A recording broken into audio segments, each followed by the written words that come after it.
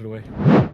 Welcome back to the question and answer session, the After Dark section of the Captain's Table podcast. It's got so much worse so quickly. Yes. Anyway. Yeah. Here on twitch.tv/theastropub, youtube.com/theastropub live. Well, no, I keep doing that. youtube.com/the Captain's Table podcast or at the Captain's Table podcast. So this is where we take questions from the chat.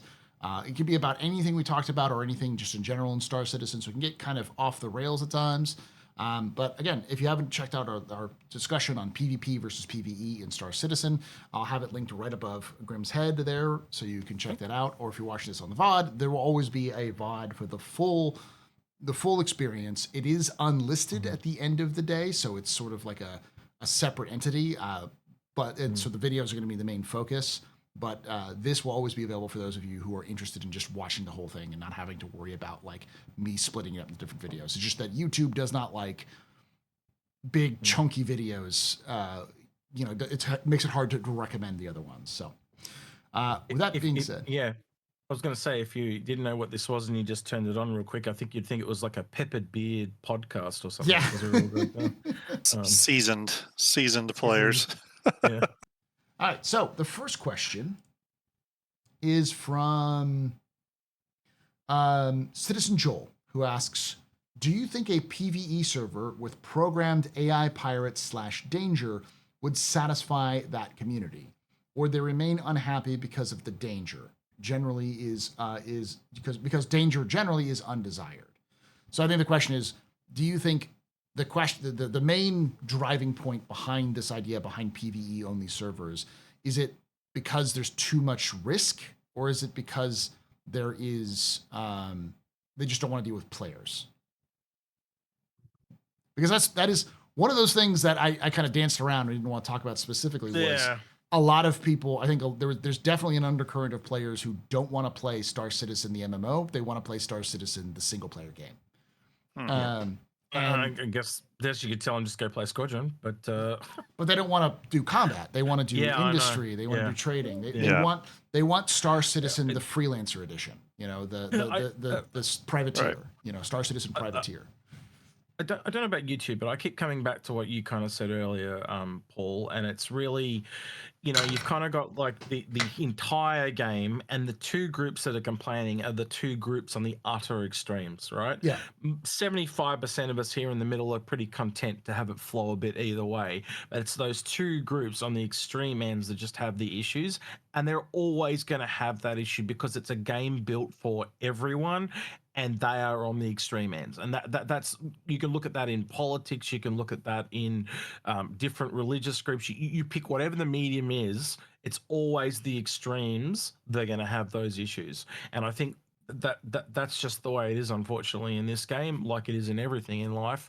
That there are going to be people that. As we said, there's got to be things in this game that you hate if it's got to appeal to everyone. And unfortunately, they're just on the extremes. And I think they're going to have to cut out their slice of the game in the systems. Like I kind of said earlier, there are different laws and stuff. Mm-hmm. But creating servers is just an expense that the way I look at it is, let's take another game, Knights of the Old Republic. Now, they had Australian servers for a time, right? And they were amazing. You mean the Old Republic? Knights of the Old Republic. Knights of the Old Republic is SOTOR.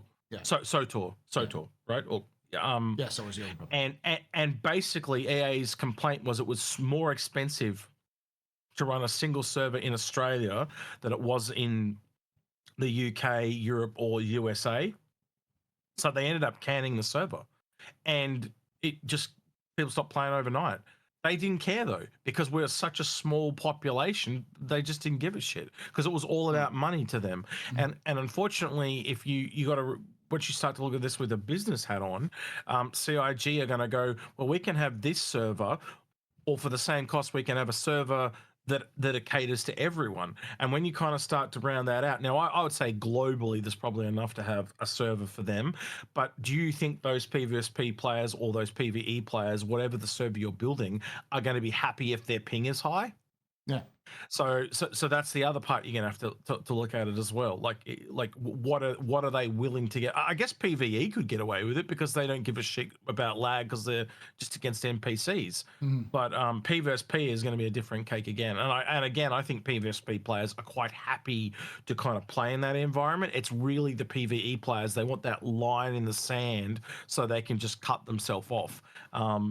And yeah, I think they don't need to do that. I think they're going to find a place in the world where they can get that. They've just got to see it in action.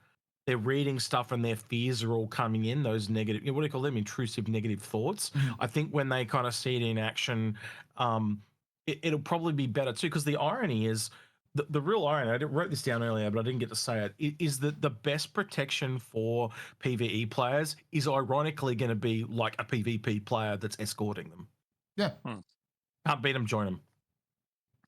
I mean, Right. that and CIG actually doing good PvP experiences. If CIG does a really good PvP experience, the PvP players won't get bored and go after PvE players. They'll go after each other. You know, you make a valuable I'd argue 4.1 has got a good point with this one. There is a mission in 4.1 which requires a lot of coordination to angle like radio towers properly, and then you get to a station, then you got to activate a laser. The whole process is very complicated, and it's very intriguing because at any point along the way you can get attacked. And I saw like last night, the Dark Law was basically camping a station and attacking anyone who tried to finish off the things while they'd come up. So, but it's encouraged. That's the whole point of the whole thing. Was it's where you're going to go fight. You're going to have to deal with that sort of situation. So, it's pretty nuts in there. Here, look, I'm going to post this in our chat so you can see. This is where I was last night, and this is where you're talking about. And that's one angle. If I literally turned 360 degrees, it was like that in every direction. just bodies everywhere. Just everywhere. Jeez. Everywhere. There was so many, like, and they're all kind of like juddering, trying to land on each other and stuff Yeah. because there was just so many of them. I reckon there had to be. I've never seen so many NPCs in one spot. There had to be at least close over 100. And these were on easily, this. but, like These were in the Hathor and there station. was and there were ships on every strut from that were Polaris parked around it. There was just so many people there. It was ridiculous, and most of them were dead. Yeah. And I literally posted in below it. I had the in front of in front of the server. I had the Bart Simpson. I didn't do it because there were just so many dead people. I was just like, this is insane. But yeah, Yeah. Grim, do you want anything to add with the question? Like why? I think you could do it. Yeah, I mean, I think you obviously you could do that, but ultimately, I think in the future, I think when they have the ability to, for example, I think when you have the ability to access Arena Commander from inside the PU, I think that will actually be a more interesting solution for PvP players to have that escape. And then and for the PvP, or sorry, for the PvE players, as long as we have those players have corners of the universe that they can do their loops with minimal risk, not no risk, but minimal risk, then I really think both groups will be happy and be able to coexist in the same world. And ultimately, I do think, just based off everything CIG has shown us about the design and moving forward with 1.0, they want everyone to be in the same world. I think that's intrinsic to the design. So, again, I think the more curated experiences for PvP, and I include instance content and the ability to access Arena Commander from inside a SimPod, or however they're going to do that from inside the PU, will be critical for that group of players. And then safer loops for, within certain systems for PvE players. I think everyone will be happy at that point. And for those that aren't, it's really just one of those things where Star Citizen's not your game, I don't think. All right. There are two questions next one that are basically the same thing. Well, no, never mind. I thought Jin was asking the same question. He's not. So the next question comes from Jin, who asks, one of those systems that's not in game yet is org support, including reputation. With that, it would be possible for PvE players to have good reputation with PvP orgs and be able to operate in those areas where that org or those orgs have a presence with some assurance of safety. Wouldn't that help? Yes. I mean, I think, was it... So one of y'all said the best thing for PvP players or PvE players is PvP. because Mhm. a PvE like pilot will You, protect you, them. You know. Yeah. yeah, you're going to get lawful people that are going to want to protect because you know, like as men, I know you guys get this. That there's a protection mechanism men have, right, to protect people. It's exactly the same thing. So you're going to get people that want to be the sheriff and the people that want to be the bandit type of thing, and it's going to cross the whole game. Yeah, I just think I've always seen it as a cart before the problem. And I know some people, like, it wasn't until I did fix my fleets with people that I really understood the mentality of some people that they just cannot see, they can't read things or put things together. And I really think it is different people have different wired brains. And I think a part of it is just trusting that these people obviously know there are people out there that can envision and put things together, and by the same token you can't, right? You're just going to have to wait until the vision comes together and trust those people that can see it. And I know that's a lot of trust to ask for, especially when you're back in a game. Um, but but but I think for me, and I'll put this question basically back to you guys as well, do you think CIG has earned enough trust to actually let them build it and see what comes out, or do you think we should be prodding them all the way along? I guess we do prod them all the way along regardless, but yeah, what do you think? Do you think they've earned the trust to have a crack at it, or do you think we should be hounding them the whole way? I It, I'm going to say CIG and trust do not go together with me right now. So Yeah, I okay. would say no. The second you say, do you trust CIG? My answer is no. Absolutely not. In negative, not in any way, shape, or form. But at the same time, Is there an individual developer that you would trust with it then? I mean, no, I think CIG could do it. The problem I have with CIG, with trust with CIG, is that I don't think they do it right, and then they would probably screw it up in some way or not do it. Okay. You know, it require longer than They'll they ever change it give and it to it. You know, but they'll change it and fix it eventually. yeah, I think Yeah, it would take them 2 years longer than they initially anticipated, just because that's my I'd experience agree. with CIG. They'll get it Yeah. done. It'll take longer than they originally pitched, and the first time it comes out, it is going to be bare bones and bad. And Yep. over the course of 2 years, they'll fix it and maybe be pretty good after that. But yeah, it's one of those things that I want to get it sooner rather than later because I know there's going to be one step forward, two step back on it for a long time. So yeah. well, all right. Next question comes from Dell, who asks, there's a big uproar about the so-called quote-unquote death tax in the PTU. Regardless of its current status in the PTU, should some sort of death tax or medical fee come online with 4.0 with T0 item recovery? It adds some consequences to death that were maybe lost with T0 item recovery. For those of you who don't know, how this works in 4.1 right now is that if you die, no matter what, when you regen, you will lose 5% of your current money. So you lose, if you have, 100 credits, you lose 5 credits. But so it really hurts if you have a lot of credits compared to little credits. And a lot of people have, I talked about, oh, this is just encouraging alts. People just dump all their money onto their alts and then not have to worry about it. And it's not really a Yep. solution to the problem. But so Yeah, I think it needs. the question is, should some form of this, maybe not the 5%, some form of you have to pay money to regen, should that be in 4.1 with tier 0 item recovery? Yeah, I just don't think it should be a percentage. Okay. Same. I think Yep. almost like it should be a percentage when you're on the low end, but as it goes higher, it caps off. Because like I've seen people, there was a guy that he died somewhere and his 5% was over 250K, which is that's a couple of hours work for most people. That's pretty insane. Okay, so And people, I think hold I think on. The entire chat is saying this Mm. is false, Hmm. that it's been debunked. Gotcha. The 5% is way too simple. Well, I've seen posts Oh, on Reddit. Yeah, and there's someone literally think PU item cover T0 upon being incapacitated. The UI is showing a fee plus tax is not meant for tier 0, visual only, and will not take AUEC. So it doesn't exist. It's just a bug. It's a known bug. Okay. That makes it Yeah. so much more sense now. Okay. Well, that's good to know. I'm trying to. Oh, I had Yeah. it up. I had it up yesterday, and I was looking at it, and there was a guy that was at that same station I was talking about, and yeah, he had like a $250,000 death tax, and I'm like, that is insane. Yeah. Mhm. Like people are gonna go lose their minds. What Oh, one thing I will say, I was having a conversation about the Endeavor Hope the other day, and how and what reason that needs to exist. And one of the things I feel like death and Star Citizen, there has always been a tax to me, and that tax is time. Mhm. It's like yes. how long it takes you to get back into whatever you were doing, and I think.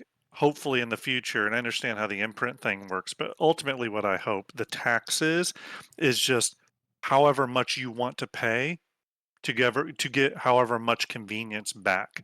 So for example, if you want to pay the lowest amount, then that maybe is respawning back at your home landing base or whatever that is, and maybe that's a completely different system wherever your imprint is currently stored. But maybe in the future, you're able upon death to have that imprint transferred to the nearest medical facility to where you died, which may be just a planet over or whatever, and be able to get up and running quicker. I mean, I don't know. I think there's some The interesting ways to implement that though. the reason I'm laughing is I'm thinking if it's like a queue and you can pay to skip the queue, I've only got 50 cents. So you're just always perpetually at the end of the queue Right. Yeah. because everyone's jumping in front of you. I just want to play the game, but I can't. I Yeah. I will say I think the fact that it's actually going to be something they're doing later, it makes sense. But Yeah. Mm. um,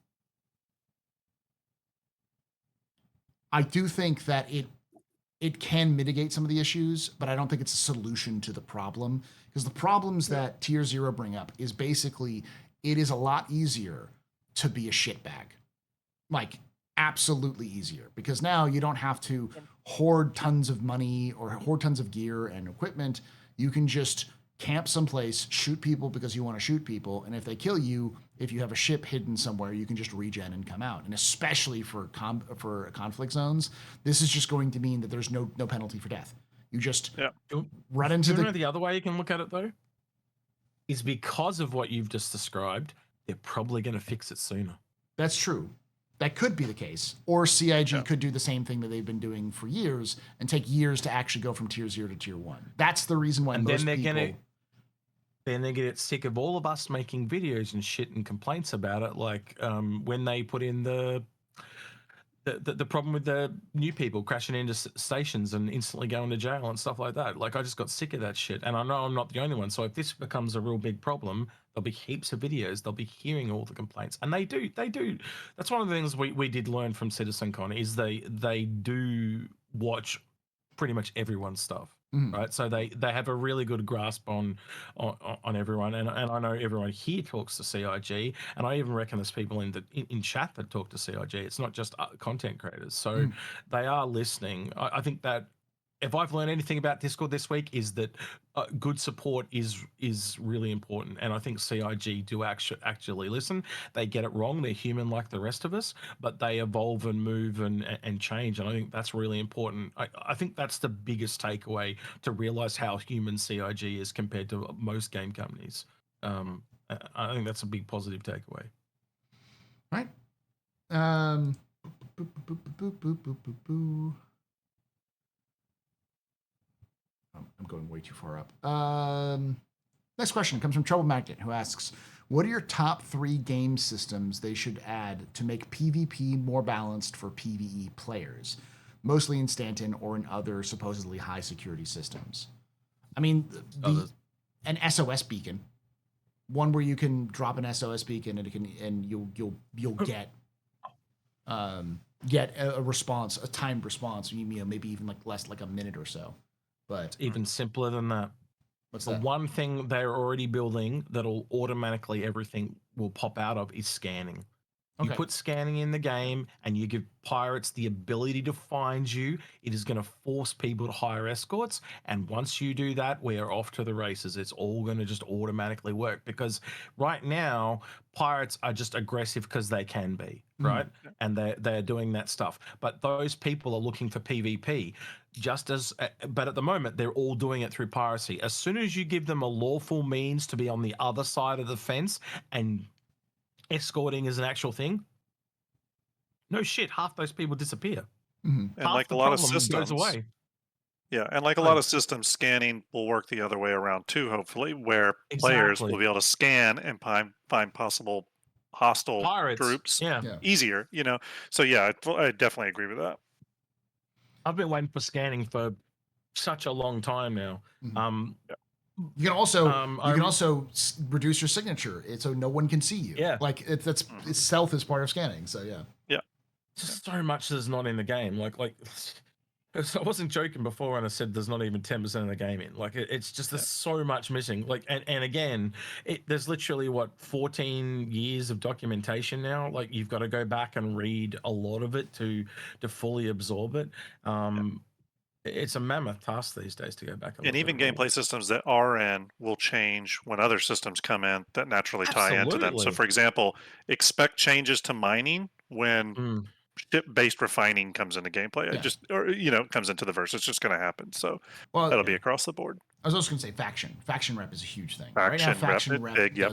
doesn't really work. Yep. The faction hostility system that they talked about back in like 3.23 that they were trying to put in, that doesn't work right now. So if they got that fixed and then implemented that, and I assume that's one of those, polish, harden, whatever things that they're going to work on is that, because that feels much more of a, this is not a game feature as much as this is a requirement part of the game that makes it function.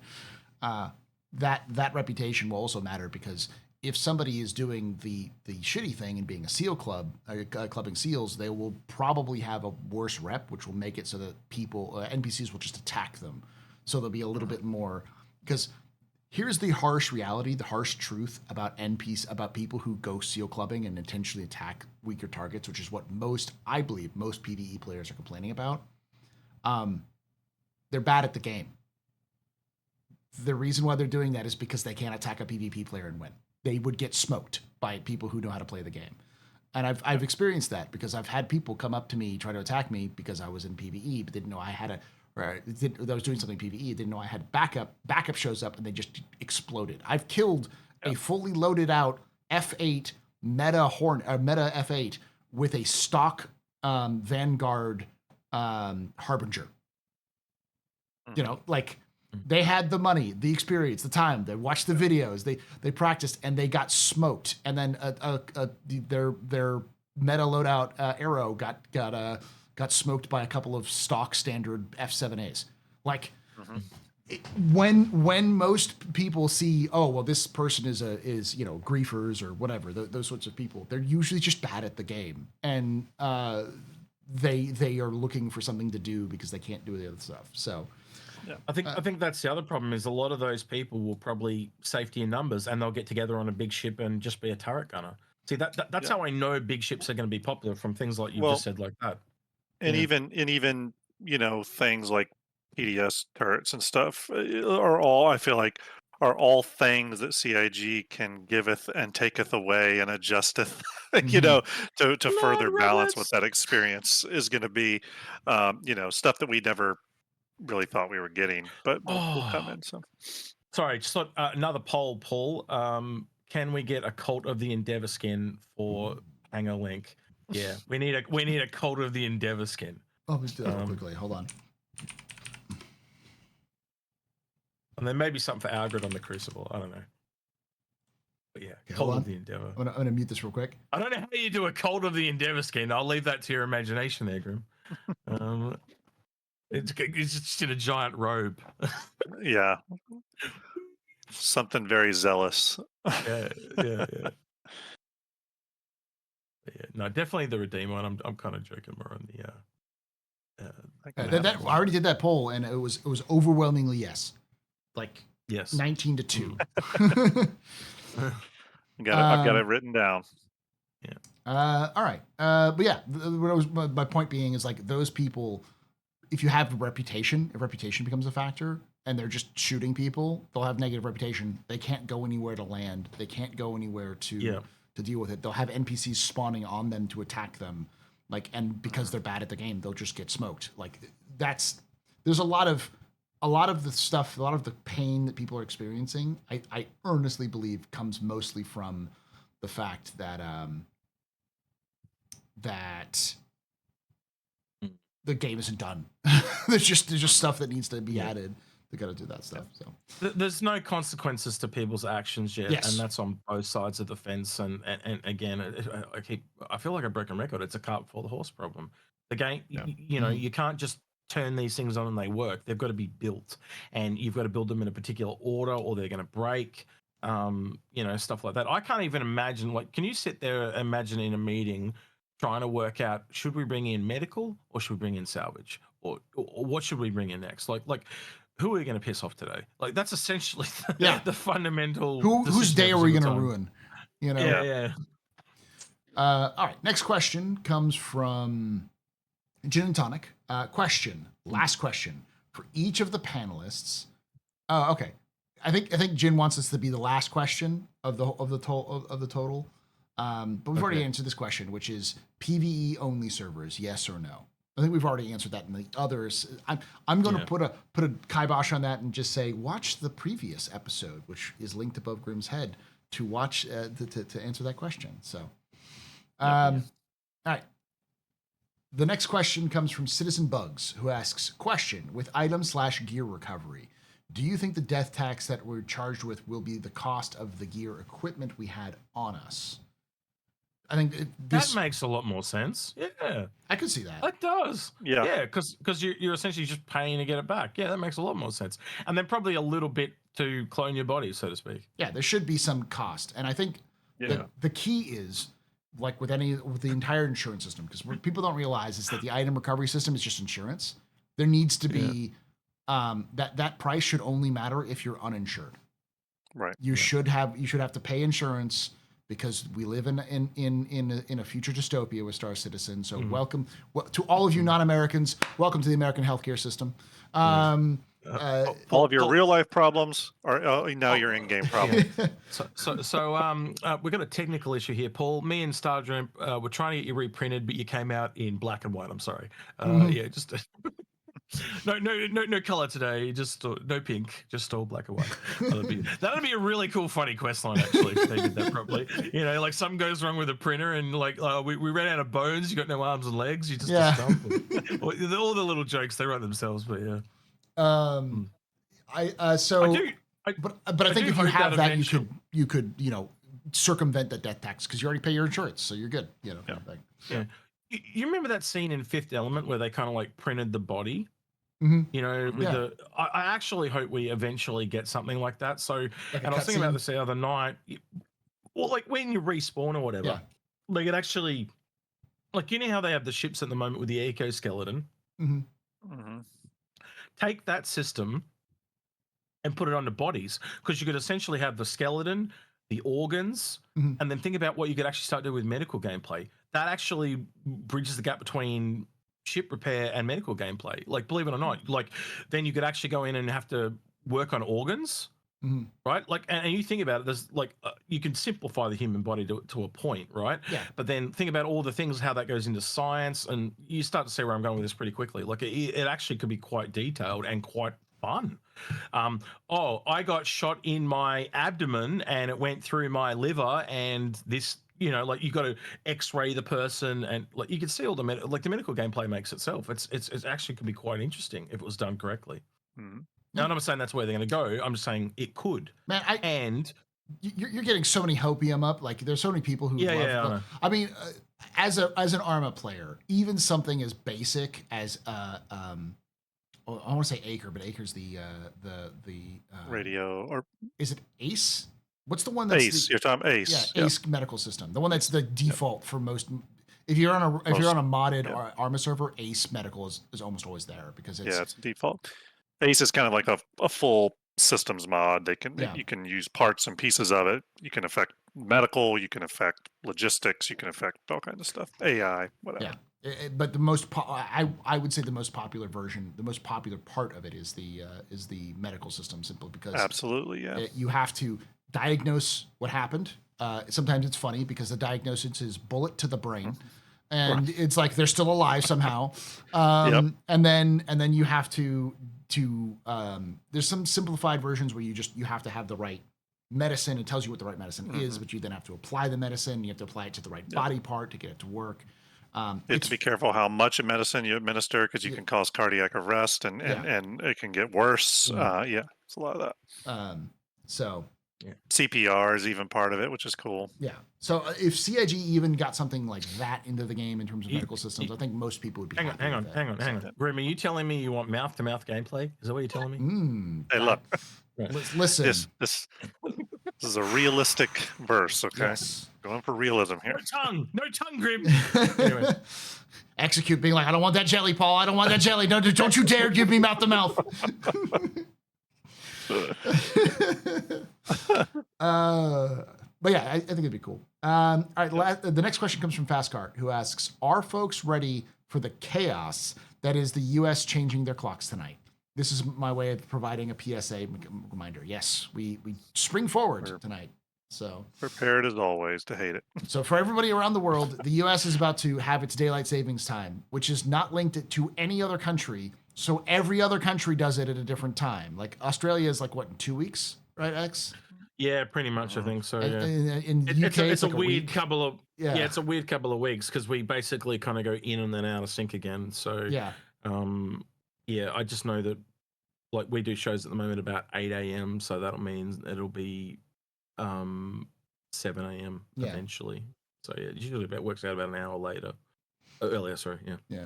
So they should add that to Star Citizen for realism. Have to change your clocks every time you change systems. You know. I deliberately went out and got I used to have an alarm clock. I went and got the little Google Homes because now they just update themselves. Yeah. You don't have to touch them. Yeah. Same with your phones. You usually automatically update if you set the settings on them. So you can get Alexa as well if you're Amazon inclined, I guess. But yeah, they do the same thing. All right. Zen Yen Ben asks, do you think every planet moon should have a 1% chance of spawning rare materials not native to the system? This way it would make mining in high-sec systems more fun for PvE players. I think every rare item should be available at some point because most of the rare earth minerals are only rare on Earth. So accessing them in space should be easy. It's just the quantity and location should be the case. Yeah, agreed.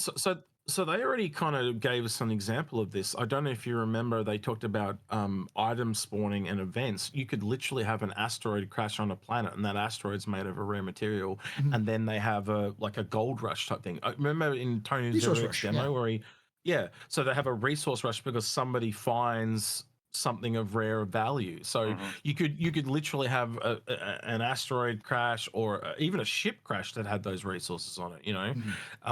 So yeah, it is entirely possible, but just randomly for no reason. Again, from my talks with the geologists and stuff when we brought them on for episodes, like, you know, the professional point of view ones that I did, you know, they can literally use the terrain mapping to actually predict where resources will spawn because of flows of water and all that type of stuff. Go to Selen. Selen will blow your mind from a geological perspective. Yeah, you can. It's been a while since I've done geology, but they can use geological maps, and they have actually. I think a lot of the resource distribution is based off of those maps. It's not 100% perfect, and I think CIG wants to do it more in the future. But I mean, the idea being an easy example with this would be, I think most of the rare materials should be available in every system, but if you want to go to it, you have to go to the Oort cloud, the furthest distance, like the asteroids that are on the way outer edge of the system. So you have to scan them down, you have to travel long distances. So it's still viable, but it's super far away from everywhere. You're still kind of risking PvP out in the area. Whereas in a place like Pyro, it should just be easily accessible. It just, you can get shot, you know? We're also thinking niche here as well, because literally a rare resource could be an animal. It can be a gas, a liquid, a solid. So there it comes in many different forms. The last thing I'll just say about Cellin real quick is when you go look at Cellin, notice every kind of mountain is actually like a volcano, and they're all different. They're all cryo Mhm. They are volcanoes. like yeah. That like some of them have like had one side fall out. Like, and when you sit there and you look at it, you just kind of like, hang on, this is not a game where they've just gone mountain, mountain, mountain, mountain, mountain, mountain. No. It is like everything is bespoke, and it's just like the level of detail in Cellin is different to other places because it is all bespoke, and that is what blew me when the geologist people were taking across Cellin. And Cellin would have to be one of the least visited moons in the entire stant system, I think, at this point. I think it's still procedurally generated, but it's procedurally generated, and then CIG has to come in by hand and manipulate those things. So yeah, but the point still stands is just how bespoke each one looks. Like it really shows off the level terrain technology they have. It's second to none. Yeah. All right. Next question. Escape asks, do you believe the rep and loss systems production may be accelerated by all the demands for PvE servers? Grim, what do you think? What's that question again? Do you believe the rep and loss systems production may be accelerated by all the demands for PvE servers? It's a good question. I don't know if it'll be accelerated, but I do think it will. I think I think the thing that will accelerate that is things like they're doing this year, where it's a lot of content driven stuff, where it's where they're trying to inject a lot more story and narrative and whatnot. I think that's probably what's going to drive development of reputation, like faction reputation more, and then any sort of like player reputation, I think will just be dealt with alongside whatever social systems come, org systems and social systems that we'll eventually get. So yeah. X, do you think that all of this demand for PvE servers will accelerate those the law system and the reputation system? I think CIG would be looking at how much the community is actually talking about it. Is this a loud minority? As I said, is it the extremes? And I think it's really obvious it's the extremes of the community. I think they've kind of learned over time that a lot of people that are really loud are usually a minority. Mhm.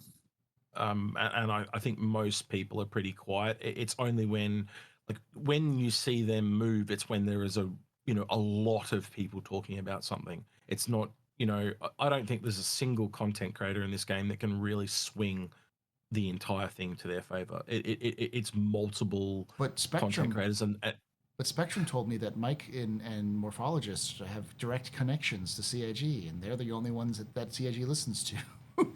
no, they listen to everyone. And they form their opinion in a team. I don't think there's, like, put it this way, I don't think you can affect Chris Roberts on his own. I think you've got to affect multiple people there to get things done. But they work as a team. We are a community. They listen to the entire community. I don't think it is just, they're not in a vacuum. They're working as a team, and I think they listen as a team. And John walks in and talks to Ben and et cetera, and it's all communication based. And again, look what happened last year with me and Algrid talk to John and Ben, and then drop a can of worms of the module about the galaxy, and then John literally takes the whole next day to fix that. Yeah, like he addressed that because he clearly had missed it. Mm-hmm. Right. And he had seen it a completely different way. And I even said to him, I said, that's going to kick up a can of worms. I said, the people are going to be really pissed about that. And I didn't really fully articulate it at the time. I should have said, like you literally had the galaxy there as a module. But he addressed it, and he addressed it really quickly. He nipped it in the bud, like 24 hours, and that was solved. Yeah. That was a big issue for him. Well, he took that seriously. And I think that's a good example of how Star Citizen CIG isn't a mono. And I think Jared has said this in the past, but it's important to note.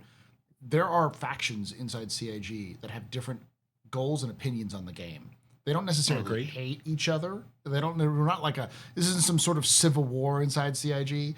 But from my understanding of not just CIG, but game development in general, these factions form all the time because any office has factions of like people who like a different like. Wait, you didn't do the ship Sure. tour? They've got the dueling room out the back. Didn't you do the lightsabers? But yeah, Duel so of Fates. you We will joke, have PvE service. you joke, but I'm sure that the Yeah. balcony in the Austin studio has been used for duels more than once. So They had this game though that I didn't know what it was. It was like some kind of wooden thing, and you like a shuffleboard or something, and it was like Yeah. covered in sand. I've never Yeah, seen one shuffleboard. before. Yeah. yeah, Is that what it is? Shuffleboard. I saw it. I thought this must be shuffleboard. I've never heard of what shuffleboard is, but yeah, and we didn't get to play it, but it looked really cool. I wanted to have a go. Almost looked like that. You know, the thing where they on the ice and they. Yeah. Yeah, A lot yeah. of creative offices in America Yeah. have those in the office. Yeah. My studio has one. I just have air hockey. That'd be way Yeah. cooler and smaller. This thing was long as hell. It was Yeah. literally like it was longer than the table where they get food from. yeah. Like the bistro thing. It was at least 20 feet long. It was crazy. CIG has 3 tournament regulation tables for Warhammer and like tabletop. Like I say in there. sand. Sorry, someone in chat says not sand. I don't know what it was. It was some kind of silica or something like that. But it was this. Yeah. It was this grainy stuff that basically made it more slippery. I don't know what else to call it because I'm a layperson. I've never even played it, but it was just different to me. It was just. Yeah, it was crazy to me. It was just something I'd never seen before. My point was It's like an American. He comes down to Australia and he sees a kangaroo. It's that type of analogy. Yeah. So they have 3 regulation tournament style tables for tabletop role playing and tabletop wargaming stuff. Those things are huge and expensive. So like CIG is definitely not lacking for like space for a lot of this stuff. But yeah, my point is that they have different factions, and there's always different opinions on where CIG wants to go. And while Chris is the final say, they always go back and forth on what is good and what isn't. And then have to kind of, and as Jared always says, there's the conversations that the community has. CIG usually has 2 weeks earlier because most of the people want that, don't you? Yeah, you want those discussions because then the best shit comes out. We win from that. It's like if you have a monopoly, right? Shit is crap because they become. Look at Nvidia and AMD right now. Yeah. We're in this shit because AMD will not take on Nvidia. Nope. Right? That is the whole reason we're in this shit. And Nvidia's just run off to the races. It's like, we don't give a shit about you guys. We're making all AI. That's a really good example of what happens when things go bad. You want that debate internally and you want it externally because we're all going to get a better game. It's like I was saying about all the bugs and stuff. You want those bugs now because then when the game releases, we won't have those bugs. It's yeah. All right, let's move on. Escape asks, what would you tell CIG that you, or would you tell CIG that you would hate a rocket strike or a storm with the cockpit not in the front? I don't know why Escape thinks so Escape has this thing where Escape wants a strike that's like the Talon, but you replace the missiles with dumbfire rockets. So it's just like a dumbfire rocket version of the Talon. So he wants the Delta, the Mustang Delta. The Mustang Delta, but no guns, just rockets for the entirety of the Talon. It's called the Talon Kamikaze. Okay. Yeah. Right. I like the idea. I think it would work, especially with ground gameplay as it comes up. That's a perfect gun strike. Couldn't you just take the missile racks and put dumbfires in them anyway? No, missile racks are considered weapons, not missiles, according to the files. And there's only one, and you can only find it on the Delta. You can't find it anywhere else. And I don't think it even works on. So essentially, he's essentially asking them to make dumbfire missiles. Essentially, yeah. I can see them doing that eventually. Sure. Look at what they've done with Pyro, how you've got all those ad hoc weapons that they could just add to that over time. Like as I said earlier, we don't have different ammo types. Do you think they're not going to have different missile types? Of course. We've got the ones that what was the ones that kind of break apart and they turn into lots of little ones? Yeah, stuff like that. So we've only got real basic stuff right now. Like you're going to be able to have missiles that shoot off and make a big cloud and stuff like that. That it's almost like a lightning cloud in space that does damage in an area. I'm making stuff up, but you get what I mean, right? Yeah. Things that like smoke clouds, the whole bunch of different things they'll end up putting in to spice up gameplay. And you don't think over time, if we've got a game that lasts 10 years or wherever long it's going to last, where they won't add new things to change the meta? Of course they will. So eventually, I think you probably will be able to just take the strike and do that yourself. And the other one was like a storm with a cockpit not in the front. That's one of my biggest problems with the storm. And I think Loken does it better with his rant on it. But, he is very passionate about that. But you want to see that in the tier list video? That like everyone went silent, because Logan just let loose, and he doesn't usually do that. He's a pretty chill dude, but I was like, whoa, okay, he really doesn't like the storm.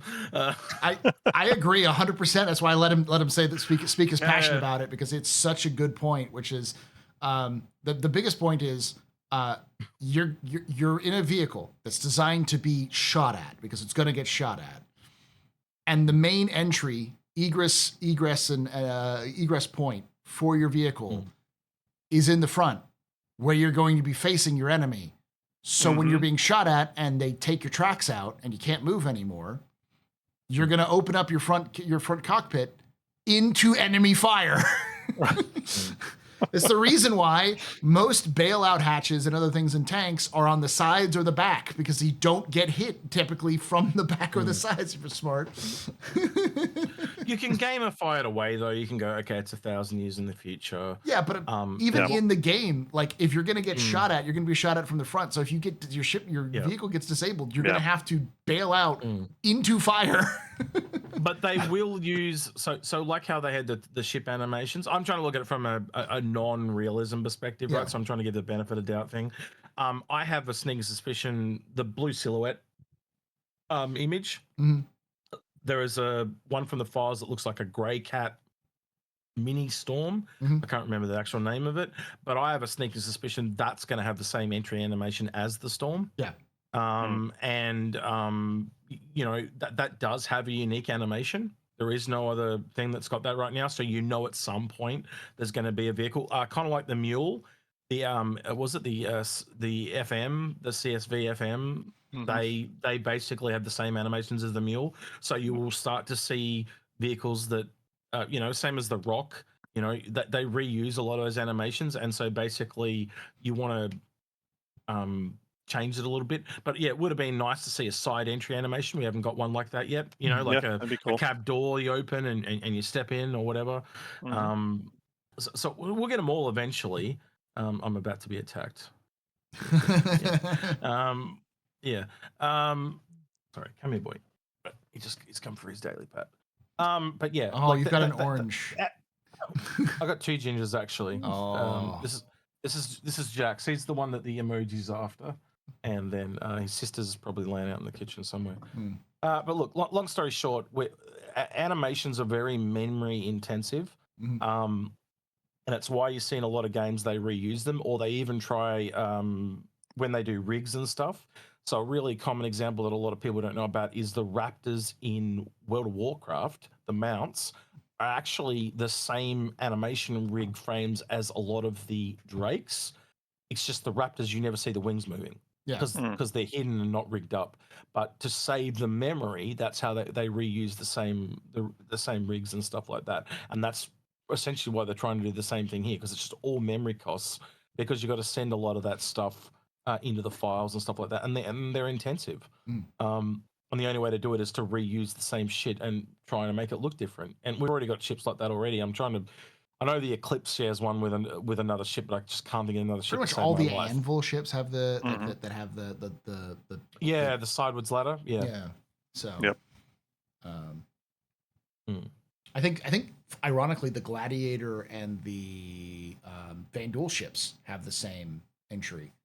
Because it's like a drop down. Oh no, it's the Gladiator and the Hurricane have the same entries because they drop down from the center.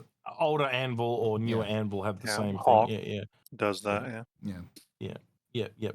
And that's probably why they've done it, so they can just use the same animations over and over and over. All right. Next question comes from Victor Hall, who asks, with this new item T0, the new T0 item change going through the testing phases, do you see CIG changing before release?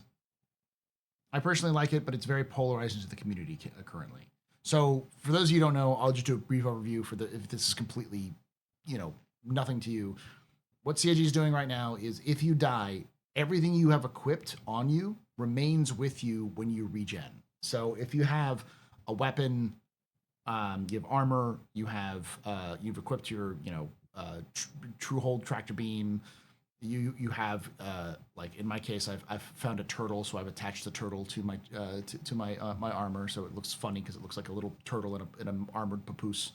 When you die, it all comes back. So when you regen, it all comes back, and then you have all of that. The only thing that's missing is the contents of your inventory, so your backpack and those sorts of things. So,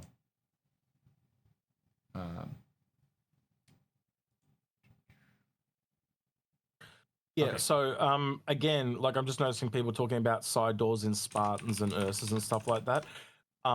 Rotated animations like that are a lot simpler because it's just on a singular point.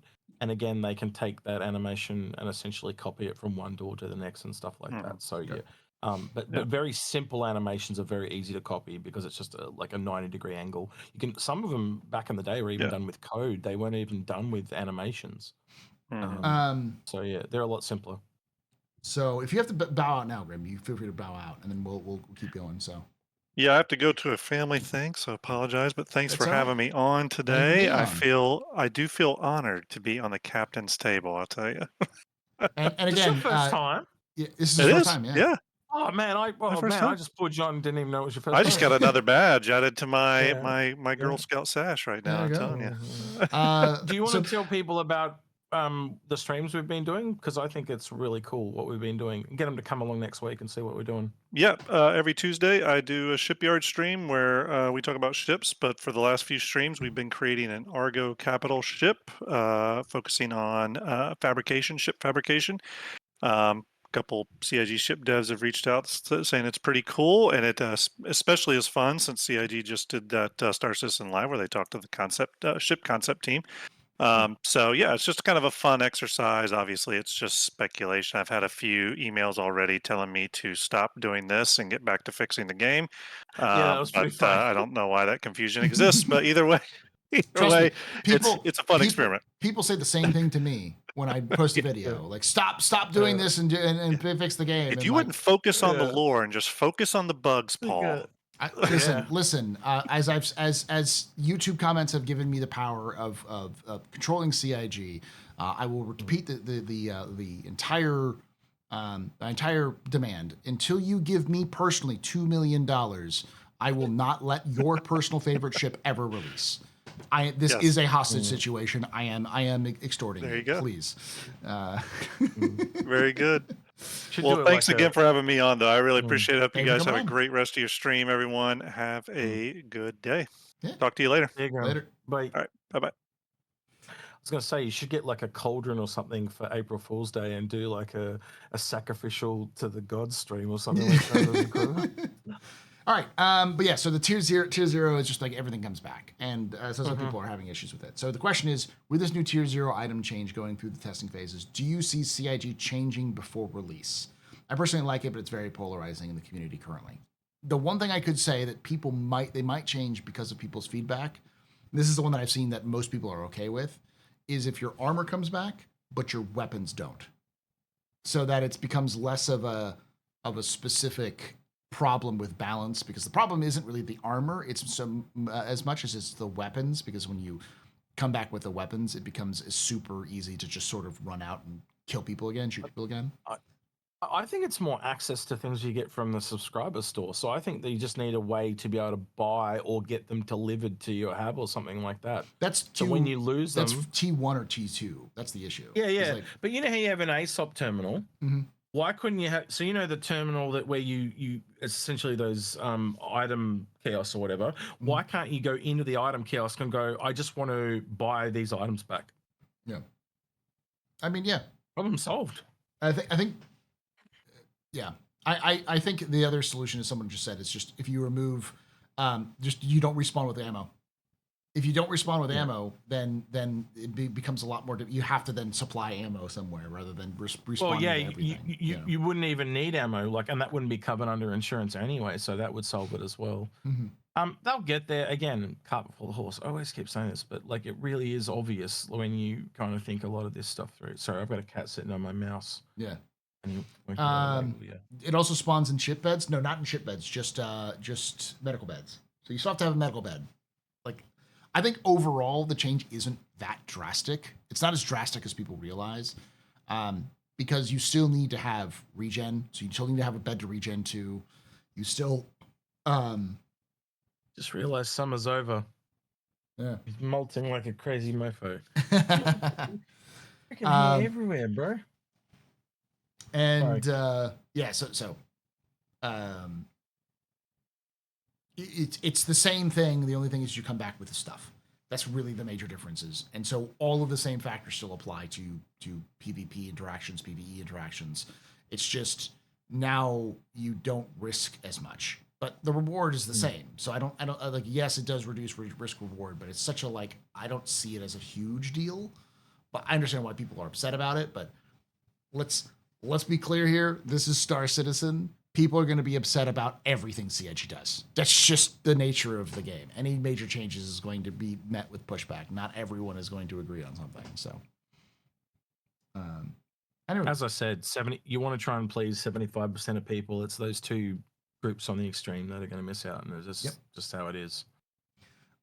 Risky Biscuits asks, because we got a lot of questions left, but I've already paused the questions, so it's not as bad. We can go through pretty quickly because we've already been doing this for an hour. I don't know where I got to be, man. I got food. You rapid fire. You know. Dude, I live on a takeaway strip. I got food waiting for me. I got lots of food waiting for me. I can choose what I want, go where I want.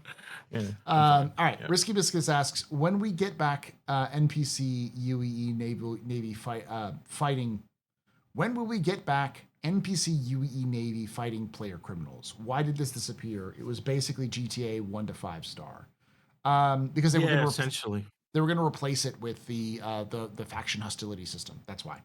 So yeah, it'll come in eventually. Cart for the yeah, cart for the horse. Like a broken record. Oh. Just record yourself saying that and press the button whenever it comes up. Yeah. I think the other one is like just enough rope to hang ourselves. That's the other one. Me and I could say a lot. Yeah. Dragon Wolf asks, how does the panel see rewards for PvP being balanced against PvE? Example, in Destiny, as solo, I hated having to play multiplayer PvP to get a good PvE gear. So,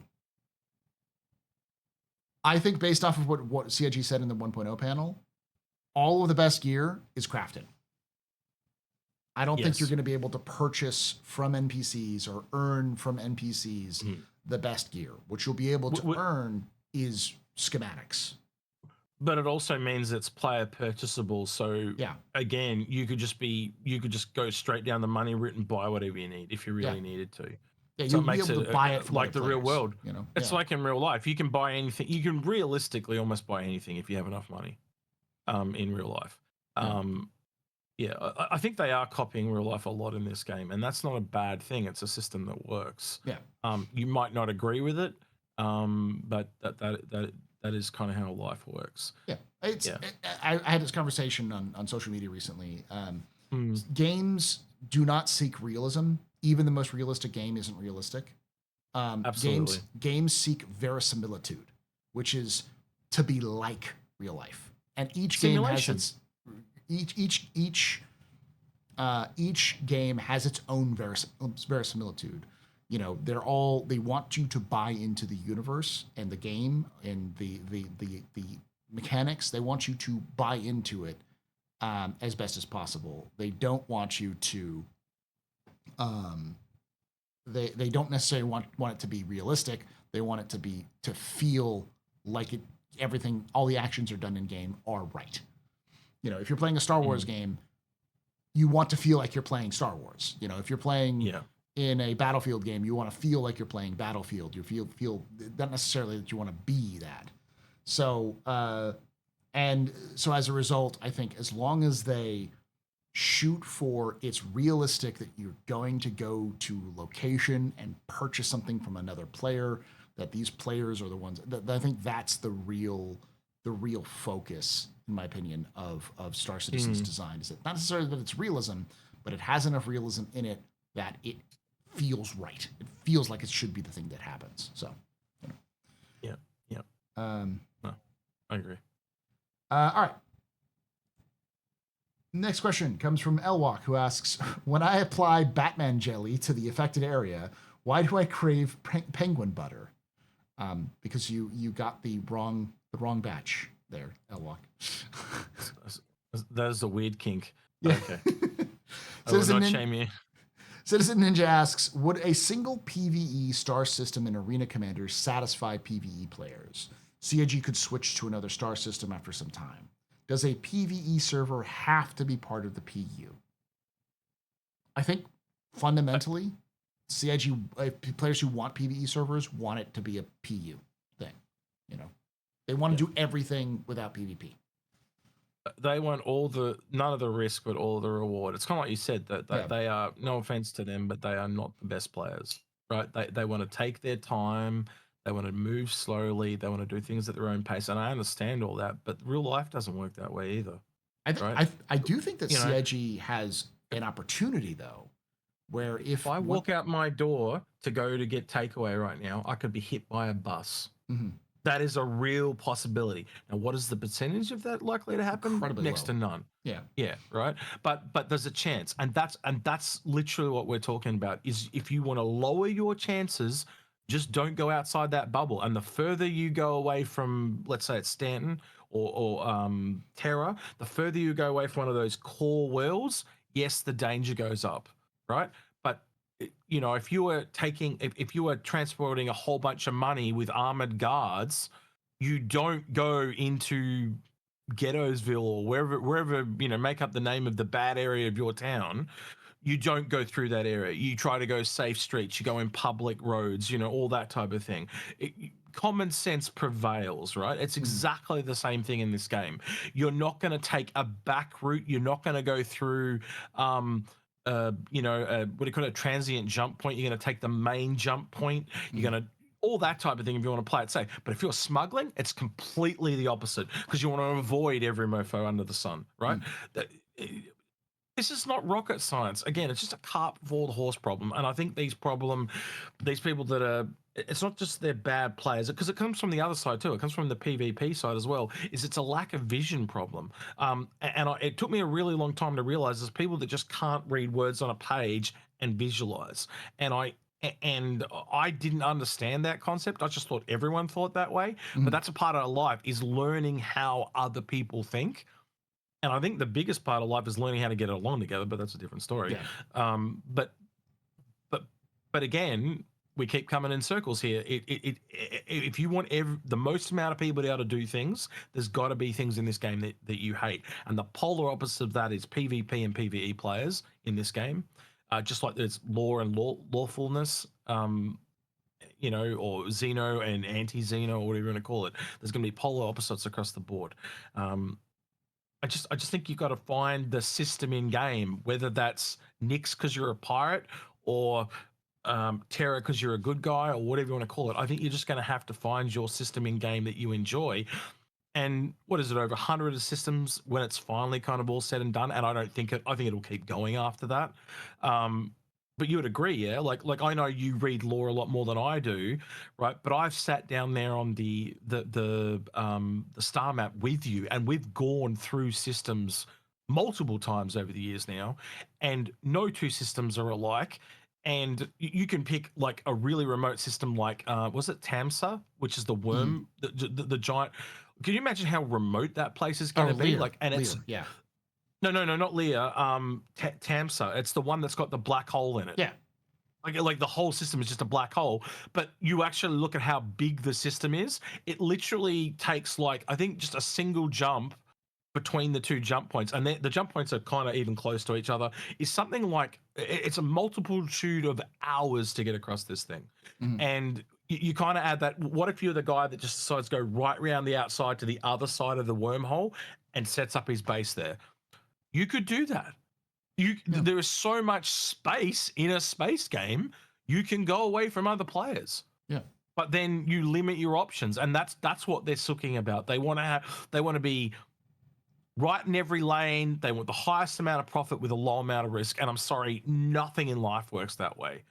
It's risk versus reward, and it's always been that way. It's not good gameplay design either, because like No, you get bored. You know, you definitely kick to Hornet's Nest. Everyone's getting mad at you for saying that if you're a PvE player, you're bad. And I don't think that's what Execute is saying. Execute is saying people who are demanding PvE servers. Yes, that's what I'm saying.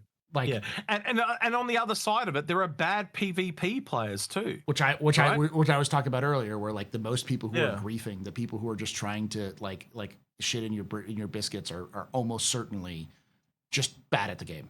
Do you know there's this real psychological thing they found about people that play games, by the way, and this is probably about life as well. Everything can relate to other things. Yeah. But when someone stuffs up in a game, let's just say you're playing, pick your game, Overwatch, Marvels, Rivals, whatever, the players that look at themselves and go, what did I do wrong? Become better gamers. Mm-hmm. The people that look at other people and go, you stuffed up and it caused me to lose, so like I didn't get heals or you didn't do this, etc., they get worse because it shows that they're relying on other people to fix themselves before fixing themselves. And I think that requires in life as well. So look at your own shit, fix your own shit first before you move on to blame other people. And it's exactly the same thing in this game. Yes, if you're not good at P versus P, get out there and become better at it. If you are shit at PvE, then, or well, I guess in this case it would be if you're good at combat and you're not good at the industrial stuff, then educate yourself a bit on the industrial stuff. It goes both ways. Mm-hmm. You have a weakness, fix the weakness yourself. The risk versus reward requirement is tiring. It doesn't exist. I'll pull the Execute, the cart before the horse. This whole discussion is based around two problems. Number one, people are like, well, I want the game to be the way I want it now. And if I can't get it now, then it's bad. I want this. Yeah. And Chris Roberts' game, not our game. Yeah. And as a result, people are demanding things or asking for things before it should even be released. Like, it doesn't make a lot of sense for CIG to put down a bunch of like work to do a PvE server and only PvE server because as we illustrated in an entire video that I did before this with Execute and Grim, it's not the way Star Citizen was ever designed to be. And the factors that will make PvE better are things that are in the works but require other features or other things to be done. So, you know, look, no matter how much you want Chris Roberts to be your daddy, it's not going to happen. He's not your parent. He's not going to take care of you like that. It just doesn't work that way. And I'm reading things in the chat like, I love it when PvP players tell other people to get better at being PvP. If you're shit at PvP and you know it, how do you fix it? It's not just you getting better at PvP. Go get someone else that's good at PvP. One of the other things in life that a lot of people tell you, it's not what you know, it's who you know. Yeah. Go out there and find someone that, as I said before, the ironically fix for this is if you are shit at PvP, make friends with someone that is, because they're probably most likely going to be shit at the PvE, aka industrial shit, and they're going to want you to help them. Like I keep saying this, like people go, like one of the biggest blowbacks we hear on Inforunners, Paul, you would agree with this, is when we talk about the earn down economy, right? The big ships are like, nobody's going to want to be on big ships. The Polaris comes out, everyone wanted to be on the Polaris. It worked really, really well. Now you add the I am shit at combat thing, but I'm not that bad when I'm in a turret. Like almost everyone in this game is good when they're in a turret, right? So again, you add that mentality, you put all those people on a hammerhead, they don't need to fly good either. No. Because they just focus at what you are good at and find other people to fill the other gaps. I'm telling you, big ship combat will be the thing, yeah. People are just, it's going to be totally the thing because people just cannot see. It's already with the Polaris. When the Polaris scares the shit out of people. Like that thing can just eat you alive. Look at the Redeemer when they came out. Yeah. Even the Redeemer before that, we're just having two people in turrets was amazing. I can't wait for the Paladin to come out because that's just going to be the same thing again. Except we're going back to the old Redeemer. I literally have a Redeemer and I'm pretty sure I'm going to get a Paladin too because I want that. And I wanted a different sizes too. I've got a Perseus, I've got a Polaris, I've got a Kraken. I want got all those different experiences across the board, and I've got every capital industrial ship as well because I want to experience all those gameplay. And there's nothing I don't want to do in this game. I want to do science. I want to do medical. I want to do combat. And again, if you don't want to do those, that's the best part. You don't have to do them. Just find your place in the world or the universe and do that. If you just want to be a truck driver and just be a truck driver, I guarantee you can just go in your whole sea backwards and forwards, and there are going to be people that let you do that. 9 times out of 10, you can just do, that bus driver that does the same route to work every day? Yeah. And you go, that would drive me insane. You will be able to do that in this game, I'm pretty sure. And 9 times out of 10, maybe even more than, you won't even run into an NPC. You won't even run into a player. You'll be able to do that. But that will be monotonous. And then you got the completely other stream where that person is in harm's way every single day. The tension's really high. That's what this game will be. You can find your jam. We just aren't there yet. I love this conversation because I like the passion. And while you're talking, the chat is actively going crazy, and I'm like, I'm here. Do it, chat. Do it, chat. Because like, Jen, I don't think Execute meant it as saying if you like PvE, you're shit. He was saying specifically that. Again, no. What I'm saying is, if you have a weakness, right? So if you are shit at a game, it's not like don't play that game. Like I was crap at Hunt Showdown when I started, right? I am not a patient person. I rush into things. I tend to, and I still play, like I play with SA. He's a top of his field military guy. He was shithouse when he started playing Hunt Showdown. Now he runs circles around me and he plays the most bizarre loadouts that I would never touch. Like he does full on, like he goes in solo with a bow and arrow against guns and he slaughters them all. Like just absolutely decimates them. It's a thing of beauty to behold, right? He can just mind fuck all of them, right? But he's amazing to watch, and he is a military person in real life. And I started to go, if this is like he's what in a video game, can you imagine what he's like in real life? And he's a scary dude. But it's the same thing. Like he'll have other weaknesses. Like he'll come to me for industrial advice and stuff like that. All I'm saying is play to your strengths, make friends in your weaknesses. It's that whole chestnut of it's not what you know, it's who you know. And that there's some real. Paul, I'll ask you this. In your life, all those cliches you've heard, as you get older, do they not become more and more true? Of course. There's a reason why. Yeah, that's why they're called cliches. Yeah. The idea that this is touching on a different problem entirely, which is one of the things I was going to talk about real quick before we move on to the next question, which is I think there's still an issue where players are not grasping the idea that Star Citizen is a multiplayer game where CIG is actively encouraging players to bounce off of each other. Maybe not necessarily PvP, like shoot at each other, but they want players to interact. And that is something they consistently have been trying to push. And as a result, there's a large group of people who want to play Freelancer Star Citizen Edition, or Star Citizen Privateer. They want to play Star Citizen Privateer, not Star Citizen the MMO. Yeah. And I don't think people have fully come to accept that this is a game where progression and evolution of the game is going to be you can get the most out of it when you're playing with other people or interacting with other people. Some people are saying I didn't say that at the start. Well, you got to hear everything I'm saying in context. Just not like you can quote anyone and edit a video and it sounds not like what they're trying to say.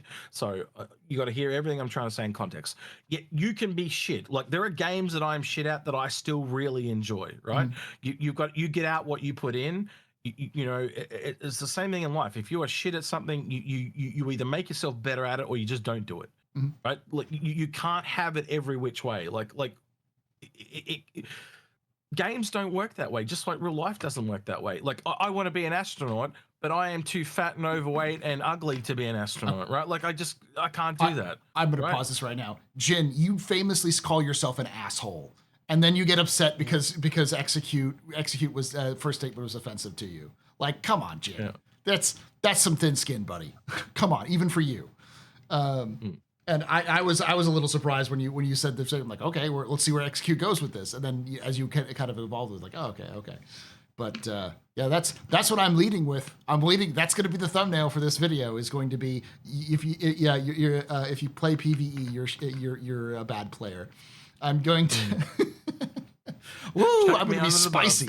You know. No, you should be with a question mark. If you're bad at P versus P, are you shit? Question mark. Yeah, that's the one you do. Yeah. Look, I'm not saying anything that anyone here that's level-headed doesn't disagree, agree with. It is basic common sense, and basic common sense will prevail. Yes, people get annoyed. I get mad at games like I smashed my table. It's like, God damn it, why did that happen or whatever? But you it's how we learn from our failures. That's how you pick yourself up and get back on the horse.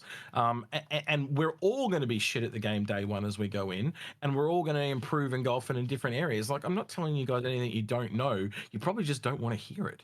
And nobody wants to hear this shit. Everyone wants to think they're at least average. But let's be honest, we all come in different lengths and sizes, and you know exactly what I'm talking about. And that's just how the cookie crumbles. I'll also say that the thing that CIG, I think CIG has an opportunity here after Squadron 42 is released and they've got their whole like Squad 42 thing done. I do think that all of this conversation is proving that if CIG were to release a open world using Star Citizen as its base, an open world storytelling, story told, maybe, you know, smaller in scope, maybe only a couple of systems rather than the full systems of Star Citizen, with some cutscenes similar to like Squadron 42, sort of privateer style experience, I think they would make just print money. I think that would print money in the long term, but you know, Again, like, see, Johnny there in chat is literally said we've the been problem saying with the the same game thing. is that it's a cup full of horse problem, Johnny. Yeah. Like we've been saying, we're going in circles. You guys know this. Like, let's move on. Let's move on. I got more questions to ask. Thanks, Fast Card. I love you. You son of a bitch. I'm gonna slap you. The clever bard asks, what if CIG put Arena Commander in the Steam store after the release of Squadron? Would it pacify some of the more arcade casual players? I have always said that Arena Commander would do numbers as a free-to-play multiplayer game. But, you know, what do you think, X? Do you think they should spin off AC in its own game? No comment. Okay. All right. Next question comes from the clever bard who asks, will the PvE complainers be satisfied by Squadron 42 after playing begin to understand why PvE BP is needed for live environment? I fundamentally do not believe PvE players will be satisfied with Squadron 42. Whenever I hear someone say, oh, well, if you want to go play a single player PvE game, go play Squadron 42. Well, Squadron 42, you don't mine, you don't salvage, you don't build farms, you don't trade, you're a combat pilot. And that's not going to satisfy what most PvE players do, which is industry. It's the non-combat stuff. I think that's the main focus, you know? Yeah, they want the. I guess you could make a campaign about what would you call it? Like, that's what I was just Mining 42 or something like that. Squadron, Star Citizen or Squadron 42 Privateer. There we go. Squadron 42 Privateer. Squadron 42 behind the lines, and you are the gathering the resources and the logistics, and you can see Mark Hamill and all of that in the distance doing the combat, and you're actually working at Shubin or whatever. Yeah, you could do that. There are people that play, like, some of the most popular games on Steam, as an example, are like train simulators. They've even got ones where you try and drive 4x4s and trucks and stuff through dangerous areas and stuff like that.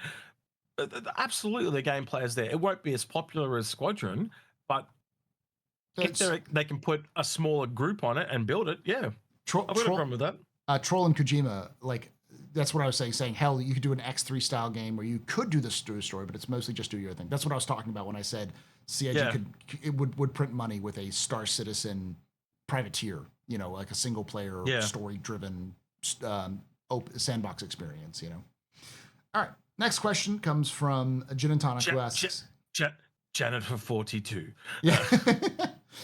Gin Well, and if it's tonic. Squadron, I was just sitting here going Squadron. So if Squadron's combat based, what would be the alternative name for that? I couldn't think of anything other than janitor. You know what? You know when we get a conglomerate at 40. Oh, what is it? What's a group of miners or something like that? A group of Co-op 42. There we go. Something like that. yeah, or something. Yeah, I don't know. I'd have to think about that for a bit. Gin and Tonic asks, I decided to be good and not poke the bear with a troll question. Can I get a pat on the head? Sure, but we then proceeded to trigger you. So sorry about that.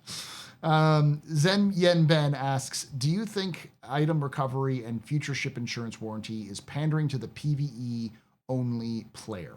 Absolutely not. Absolutely not. It is removing friction. The whole insurance systems that CIG is coming up with is all about making it less bullshit for you. Because the whole idea of item recovery tier 1 and tier 2 is when you die, you go and you buy your gear back immediately. So instead of you having to like wait or go track down all of your gear where it was before, you go to a location, you press a button, you have to spend some money, but you get it back. That means quality of life. It means you're back in playing the game a lot faster than you were before, and you don't have to deal with a bunch of bullshit. You still have to like register that this is your armor set you want back. So if you take the risk and go out and you find some new cool armor, or you buy some new cool armor, and you get ambushed on the way back, and then your armor's gone. Sorry, you can't get that back because you didn't register it. Your ship gets blown up, and you had some cool new features added to it. But you didn't register. You didn't register what those features were before you left. Sucks to suck. There's still consequences. It's just removing the friction of how you play the game. One of the biggest friction that a lot of people hate about Star Citizen is, or people concerned about Star Citizen is, how much is realism too much realism versus just, give me an inventory slot, give me an outfit that I can just purchase back, that kind of thing. Yeah. I think it also helps with a lot of the subflare stuff because that's been an ongoing problem for a really, really long time. So that, like, when you look at it from a use of resources, everything you mentioned plus the subflare stuff, it addresses a couple of different things, and that's probably why it's getting done, because it's quality of life for multiple players in one hit. Yeah. But how would that use work of with resources. Well, how would that work with crafting? That's a good question. I think that's still a question that CIG has to answer. The simplest answer that I could come up with CIG is that any player crafted item that you have is not insurable. You cannot buy it back, but you do get the credits. You only get a base variant. You get the base variant, or you get the credits for that, for the value of that item, and then you have to go back to the player and get it, get those mods added back up. Or of course, it's wear and tear. It just costs more insurance to cover it. Yeah. What about that? Yeah. So whatever, like it's a percentage of the overall thing. So if it costs you 1,000 and you got to pay 5%, and it's a level 5 version of the item, so it's, you might have to pay 25% to get it back. Yeah. There's also things like wear and tear can happen. So eventually you could say that all player made gear is not repairable or requires a specific, like a level 5 gun requires a level 5 repair tool, and you may not have that repair tool. You may need to go to a specialist to repair it. And if he breaks down too much, then you have to go back to that player and get one. And so you may have to buy multiple copies or whatever, Yeah. Those $50 sets of armor in the store are actually all of a sudden making a lot of sense with LTI. Not that they have LTI, but you get what I mean? Yeah. But like, again, that could be a thing. I have to say. But X, that takes the sale away from the player economy. Yeah, but that 25% could go to the actual the person that gave you the upgrade or whatever. Like, yeah, I don't know. There's ways they can get around. Again, it could be the whole 100%. You have to pay for the whole thing again, but you get the convenience of getting it back straight away. Yeah, that will work that out. Like they will test the system. They'll go backwards and forwards, and like they've done with everything so far. Everything's R&D. You just got to go backwards and forwards until you find that sweet spot, and that's what they're doing with everything. It's a bad system. It's designed to let them keep selling items instead of redoing the sold items as skins and solving the fundamental problems. No, because I believe they've even said that in the future, when they have crafting, all of those items are going to be blueprints. So you will get a blueprint when you get those items. So you're still going to be crafting those items if you wanted to.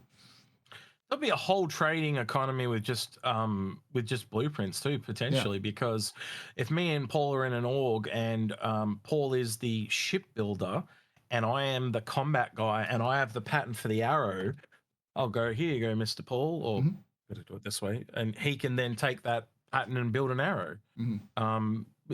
That again is an advantage of working together. Like if I think of the Pioneer alone, right, and think of all the buildings that thing is going to be able to build, and then how long it's going to take to collect all those alone. Yeah.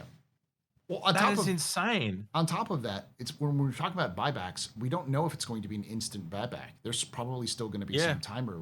So if you buy a weapon from a player and you die and you somehow get that weapon back through the buyback, you'll get it back in 15 minutes. So now if you're in a combat situation where you're on a ship and you've lost that thing, you regen in like a hospital ship on the front lines. You don't have that 15 minutes. You need to go now.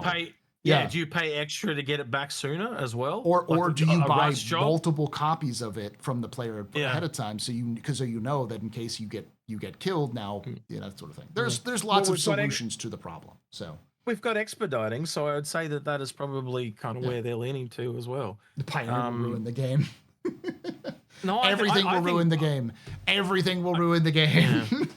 I think base building is going to expand out quite a lot. To be honest with you, I think we don't realize how big that is. I think it's going to be huge once it comes. Escape asks, no, you can break down items into crafting. They said nothing about building item. It's a different statement where they said every single subscriber gear gets a blueprint as well is the plan. Yeah. So just because what they said on Spectrum isn't the only thing they've said about it. So yeah. Escape asks, how do I get that smoky look for my beard? Oh, the salt and pepper, stress. Yep. Age and wisdom.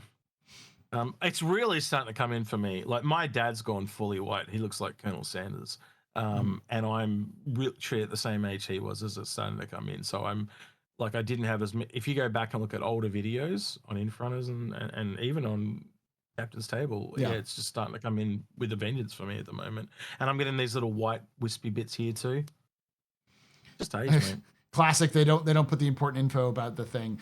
I think we talked about it earlier with CIG. CIG is not a monolith. There's just a ton of things that are going on that people don't always talk about. Yeah. So. Yeah, I think even within the company they miss things like, I know I feel like I'm picking on John here, but like that they miss the Galaxy stuff. I use that as a good example because it is good how swiftly he moved to get it solved, but also he obviously missed that. It fell through the cracks, and happens in any company. I can't think of a place where I've worked, and I'm think it'd be the same where you work at your school. Yeah, things fall through the cracks, but when they're seen, they're solved. Sorry, I'm answering a question real quickly. I'll answer this one more thing and then we'll move on because this is what y'all are talking about with the item recovery system. That's the entire episode of the next Captain's Table is just on item recovery because I had two people who came out and said, I want to talk about item recovery. So I'm like, let's do it next week. Let's just do it next week. But someone says, I'm not super into the dead man switch. It should be more like wear and tear, and you don't have the blueprint to reapply the skin, so the repairing can be a lot causes to be lost. That's actually in tier 2, I think. Is like if you restore, if you loot it and restore it, it actually loses the upgrades and mods in the skin and stuff like that. But I'm actually a big fan of not necessarily a dead man switch. Well, I think the dead man switch is okay. I think it should, instead of it being a dead man switch that is sort of bricks an item, I think it should be a dead man switch that dissolves the item back into its component parts.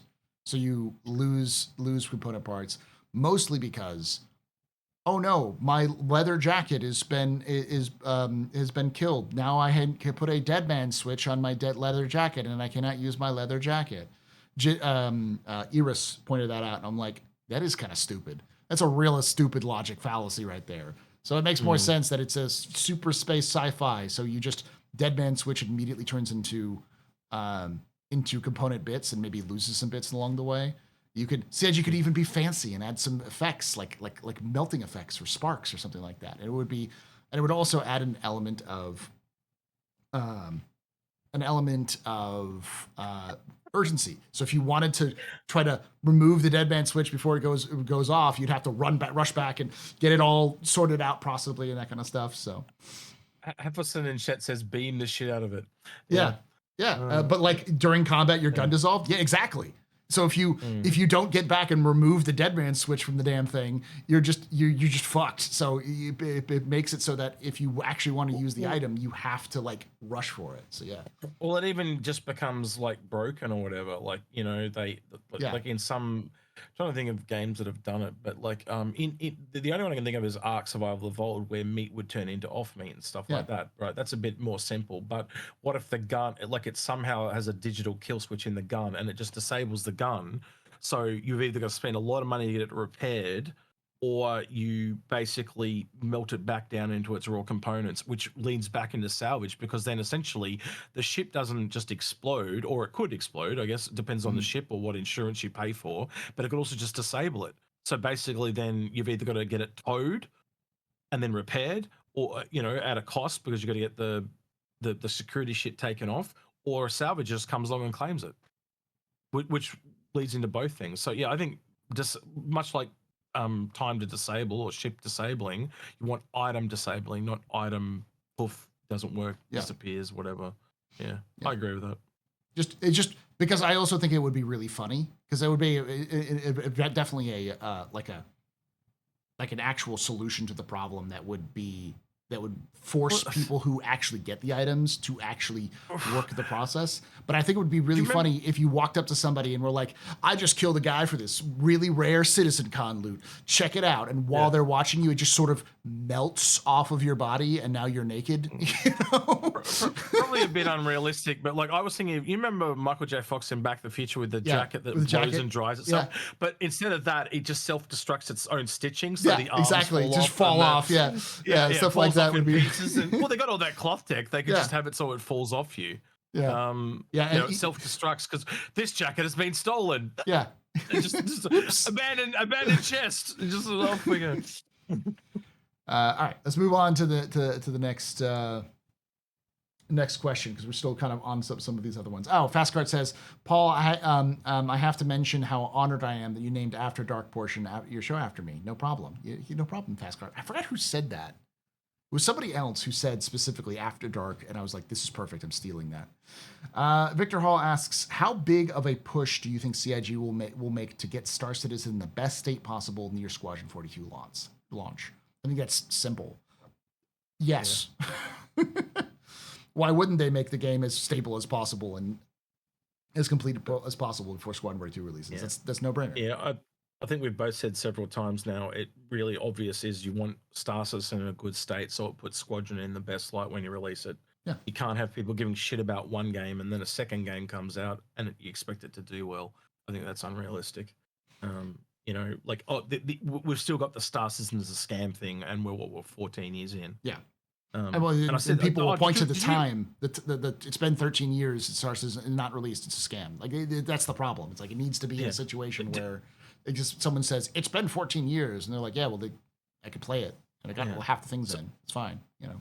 So 2 or 3 days ago, I said this on stream yesterday. I was playing a game of Helldivers, and I ran into 3 Aussies that were on microphones, and it started out like a really great conversation. You know, we've never hear everyone else on mic. They're never friendly, blah, blah, blah. And this was going on. I only played with them about 15 minutes, but basically what happened was they started saying, why is your microphone so clear? And the microphone led into, I do YouTube. And then what do you cover on YouTube? Star Citizen. And as soon as I said Star Citizen, this one guy like completely about-faced, and it's a scam. And I was like, he put me on mute and everything. I ended up leaving the game. It was so weird. Yeah. I've never seen someone so pissed off about a game that someone covers on YouTube. It was really weird. Anyway, but yeah. All right. Stickaroo asks, what rewards do you think CIG should give to entice players to do PvP without harming PvE players? Like some ship parts being locked to PvP. You're never going to convince, because people are still mad that like the conflict zones, how you get advanced gear, that sort of thing. Yeah, cut for the horse, but like think about it. If you're doing mining, wouldn't you want mining gear? If you're doing PvP, wouldn't you want combat gear? Yeah. It's kind of like that, you know. We don't have the medical devices to give medical people more medical gear. We don't have the repair equipment to give people repair gear. Cut for the horse problem again. Yep. That's what'll happen. I do think that gear that is specifically overclocked, or I mean, really, the answer is blueprints. Good blueprints. Yep. That's CIG's solution to a lot of reward problems in the future is going to be crafting. Is their answer. Yep. So. Even you know, I'm a big fan of Castic Arms. I use them all the time, so I build up rep with them, so they give me access to their exclusive ammo. Yeah, like that could be a thing too. So one of the things could be going out and actually getting a rep up with every single gun manufacturer, so you can get use of their ammo. That could be a thing as well. There's so many different options there. But yeah, I agree with you with what you said too. All right, Blazrad asks, do you think PvE players have an anti-PvP sentiment? Or do you think it's an anti-griefing sentiment? I think it's an anti-griefing sentiment. Personally, I think it's most people are upset because somebody came in and ruined their gameplay experience for no reason. I do think that there's still people who are playing with fire, and they're children playing with firearms in front of a professional military and expect to win and get mad about it. But I think that's a very small minority of PvP people who have problems with PvP or with PvP. PvE people with problem with PvP because don't poke the bear. Because they, but I think most of it is people just don't like having their experience ruined because somebody is bored, you know. So yeah. It's not the PvP, it's the shitty PvP mechanics. And that's the thing. It's like the PvP mechanics itself, the things that allow for griefers to be jackasses, is the thing that like leads to the problems of that people have with PvP. It's because there's no punishments for people who are being idiots. There's an incentive, but there's no disincentive to do things. So yeah, not to the same extent, but it does go a little bit the other way too. Like it is really hard for a pirate to actually find you right now, so they do the scummy thing like sit at the fucking jump point or sit at the base, or you know, or get you with when you got your pants down, because that's the easiest way to find you. Again, I can't wait till scanning comes in, because it's just going to change. I just don't think people can see the people that are complaining. I think they don't see the effect that this is going to have. It's like Grim agreed. I don't know if you agree with me, but scanning. I know Space does, because Space and I have talked a lot about scanning. It's one of the features I am like. You know how me and Space were looking forward to the star map being updated. Now the star map's out. We're both waiting for scanning.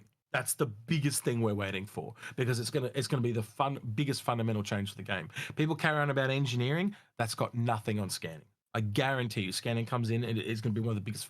It's where the whole game is going to really kick off, because you have that basic core gameplay loop of someone with something of value needs it protected from bad guy that's trying to take that. So you've got that rock, paper, scissors. Actually, we don't have rock, paper, scissors right now. We've essentially got rock and scissors. There's no paper, which is the escort. We just don't have it, so we need it. I'm with you. I think that the scanning is the most important addition to Star Citizen that people don't realize. It makes the game not final, but it gives it Star Citizen right now is in a state where like we're looking at what Star Citizen is becoming. But it's done. There's no more fundamental like underlying pin technologies need to be added. This is it. Yep. Once scanning comes in, that's not feature complete, but I think it's like foundationally complete, because scanning and engineering are the foundations, or the last bit of the foundations for all of the features that need to come out in the future. Exploring, bounty hunting, smuggling, everything requires those two things to function better. And I think those are the secret sauce that makes the gameplay better rather than just the game function. So it'd be the number one thing I would ask right now of CIG is like, can you give us an ETA of scanning? Like, when's your best guess? And they don't like to do that. Crafting requires engineering. Without engineering, you can't have crafting. Like it's. How do you find things to gather without scanning? Yeah. See what I mean? Like, there's an order to these things. There's a reason why it's all got to go in a certain order. Mhm. And like scanning is just so big. Like, there's just so much in the game you can't do without scanning. It's like how do I get to McDonald's to buy myself lunch? Or I am hungry. What's more important, finding where McDonald's is so I can actually get the food, or the food itself? Well, it's obviously finding it, because it's, again, a cart before the horse problem. And if we don't have the scanning, there's just so much shit what we can't do. And yeah, it's like we've got real basic level stuff, but like, what is it? 25 kilometers at the moment is about as far out as you can go. Like, do you know how hard it is for a pirate to find you at 25 when they can only see you within 25 25 k's? kilometers. Yeah. It's Like impossible. that, like the dedication of these people is insane. Like, I've watched them do this. Like, if you go out and watch some piracy videos, or go out and talk to Moist Noodle or agents or any of the PvP, I'm sure what's his name, Avenger One, could do the same thing. You go out and talk to any of those guys. Actively trying to find people and be a pirate is ridiculously hard right now. So if you're in PvP, I know it sucks, but they earned it. They figured it earned out. it. I got Yeah. jumped in a halfway between Magnus Station and Pyro Station, because someone set up a trap, because they knew players were doing the mission, because that's where most of where you could get corundum and copper at the right amounts. It was at Magnus Station, and so people who were just jumping straight through, they just set up a trap point and they did it. I was like, can't even be mad. They fucking knew exactly what was going on. They thought about it and they executed. It's like, not even that skill to that. The retort to that is get a bunch of players together and go smack him across the face. Like, because it was a one light fighter and a mantis, and that was it. It was like just two dudes, and I'm like, the Polaris rocks up here. These people are done. They're toasted. But like, they took the risk.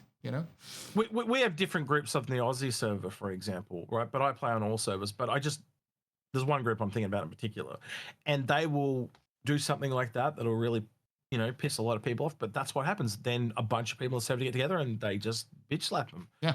And they might only have 5 people, but when you bring 25 people, it's kind of a big slap. So again, safety in numbers. Like, and again, I think we'd all agree, generalistically speaking, there is going to be more good players than bad players, also lawful versus lawless, whatever you want to call it, right? I think we'd agree with that terminology. So eventually, when those bad players get to a point, Unlawful they're going to players. they're going to get beaten down a bit. Like, it's like anything in life. Like, essentially something becomes a problem and it goes on for years. Like, you see this in real life, right? It goes on for a time and then eventually someone snaps and goes, this needs to be addressed. Yeah. And it gets addressed. It even happens within Star Citizen, like where we were complaining about new people exploding on ships all the time. Yeah. Because after about 6 months of complaining, CIG changed it because it was ridiculously insane. And it was I'd lost at least 5 friends to just leaving the game, never coming back, to the pure frustration of that. Xanath, I'll come back eventually. Xanath, don't give me that. We're not streamers, though. We can't summon large groups of people to assist us. Some of us are solo players. You have groups. There are groups of players who play the game who've never streamed it in their life. I have run into multiple groups with hundreds of players. Someone asked me, as the Astro historian, to come on to their weekly meeting and talk a little bit about lore and take questions from them. I had never heard of this group before. Wait, I said, you were stealing Russians? What? What? You took Russians from them? I swear you just said I took Russians from them. Questions from them. Oh, questions. I thought, yeah. And I'm going this crazy. this organization, I've never heard of them before. I was there. And I was like, why not do this? So I sat down, the schedule that I went to their meeting. They had 30 people just bullshitting with each other while I was there. They asked questions, obviously, but I was like, and their org list was 100 people, and they were all active. So it was. It's clearly like you could join these groups and find people who will help you out, but you need to do the effort to find people. You know. You might have met questions, but you said Russians. I said other Russians. People heard you say it too. My brain just decided to go to Mother Russia. Too, don't worry. They asked me Russia. I took Russians. Yeah. Well, I think in the example you gave too about the jump point, that's an event everyone's trying to do. So in Paul's situation, if he talked up and said, these asshats are essentially camping the jump point while we're all trying to do the event. People would turn up in droves. Yeah. Risk versus reward. They knew going into that the risk was that they would piss a lot of people off and then eventually get stung. Yeah. And that's probably what happened. If it wasn't Paul that pulled the fire alarm, it would have been someone not far behind him. Yeah. So it's Paul's fault. Everyone blame Paul, right? Yeah. All right, we're already at an hour and 43 minutes, and I don't want to make this into like a 4-hour video. So I know you got nothing but time, but YouTube hates Should I just start this, describing what food do you have there, Paul? Should we describe it to you? All right, detail. Victor Hall says, how far off do you see the new social features being? In 4.0.2 update, they updated the global chat and it looks very familiar to the CitizenCon presentation. Monthly report, they specifically said they're actively working on it. It's actually in the game. The function, the social features are in the game, but it's under developer UI. So they're the reason you did you I maybe notice think the of stuff something on different, but yeah. So I was pointing it out to Algrid. Do you remember years ago where they showed off all the different icons like salvaging and stuff like that? Yeah. When you go into the Mobiglass in the 4.1 on the PTU, which is it's open for everyone. No, it's Wave 1, isn't it? Right? Yeah, Wave 1. So if you go in there now, have a look at the missions when you look at them. So you've got like hauling, collections, bounty hunting, salvage and all that. They all have icons now. Yeah. So it's Wave 1. It's coming. It's coming. It's coming. You know, icons was a large part of what they talked about, social features. So it's definitely, we're getting an overhaul as it's coming in. So yeah. I think who said this the other day? I think it was Lemming when it was on the stream, right? One of our mods on Infrunners. Yeah. He literally, and I agree with him. You might have been there because you did drop in.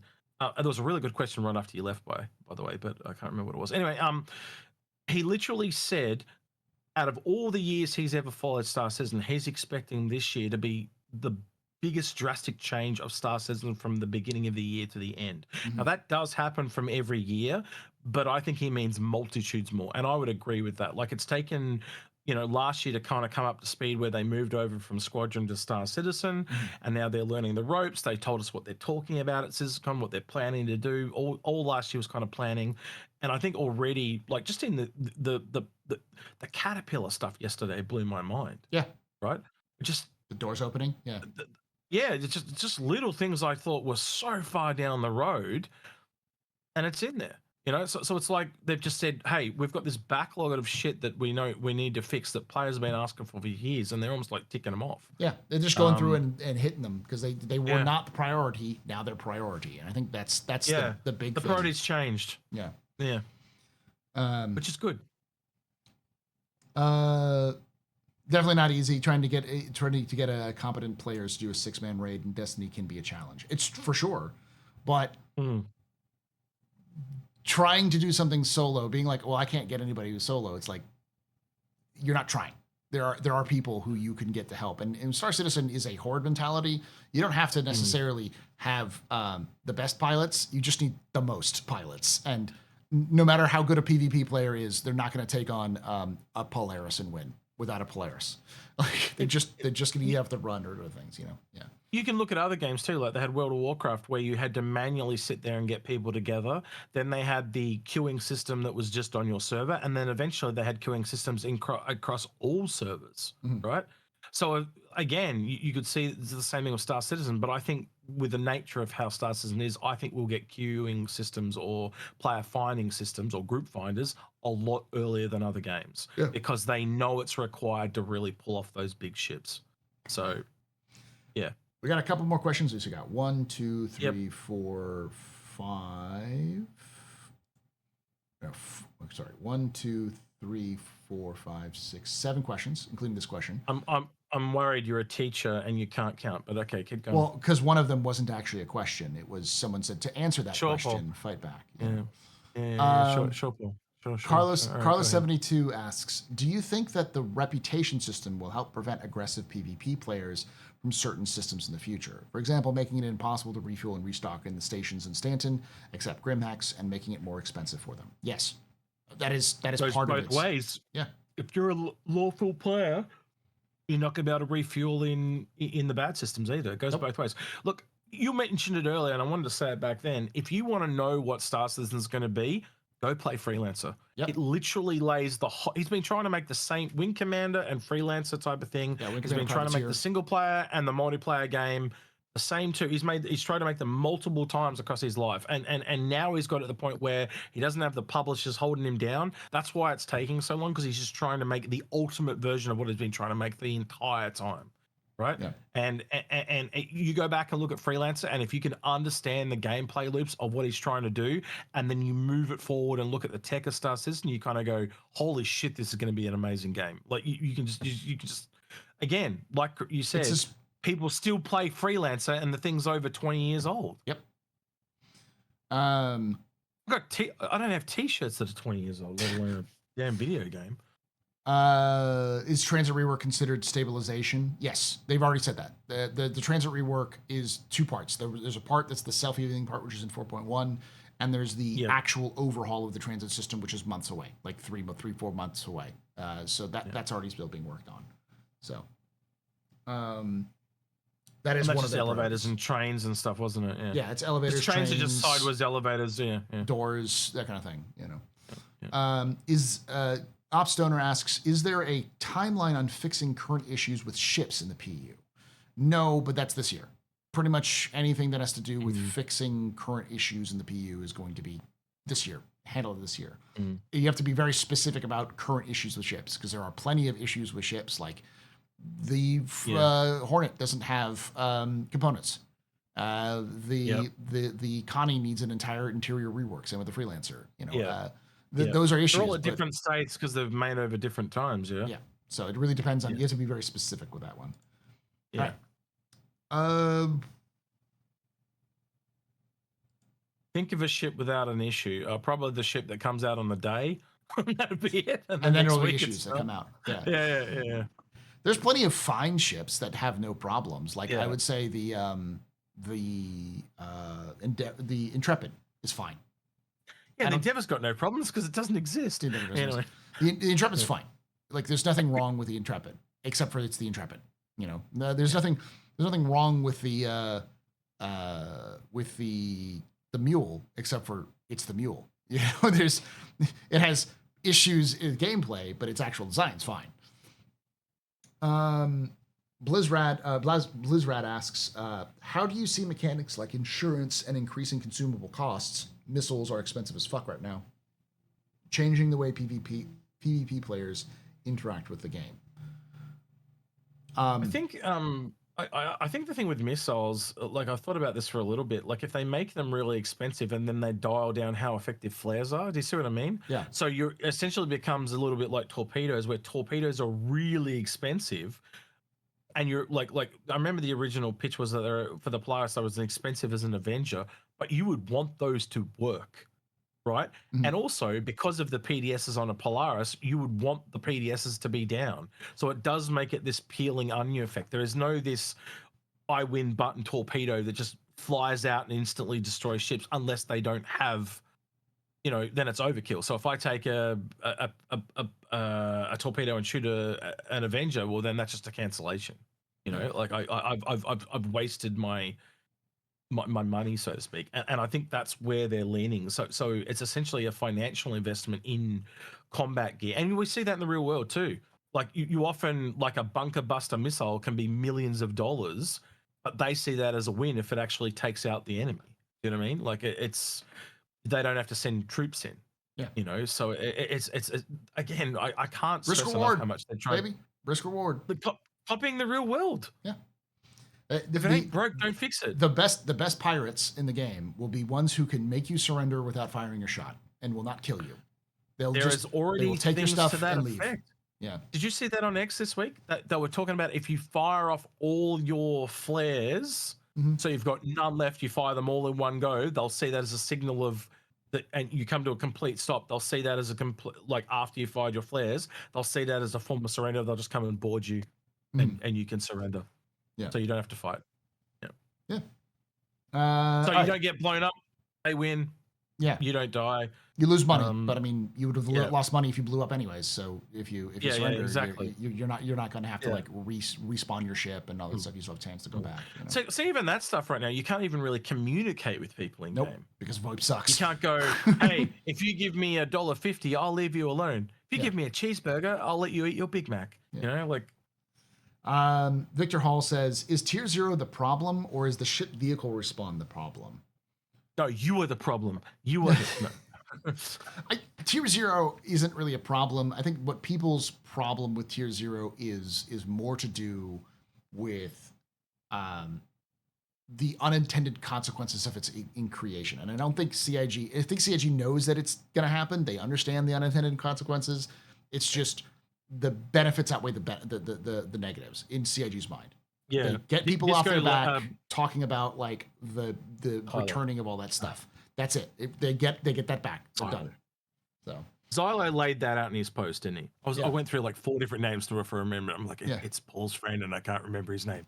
Xylo really laid that out in his post. But they've got to do it in stages because they just don't have enough people. Yep.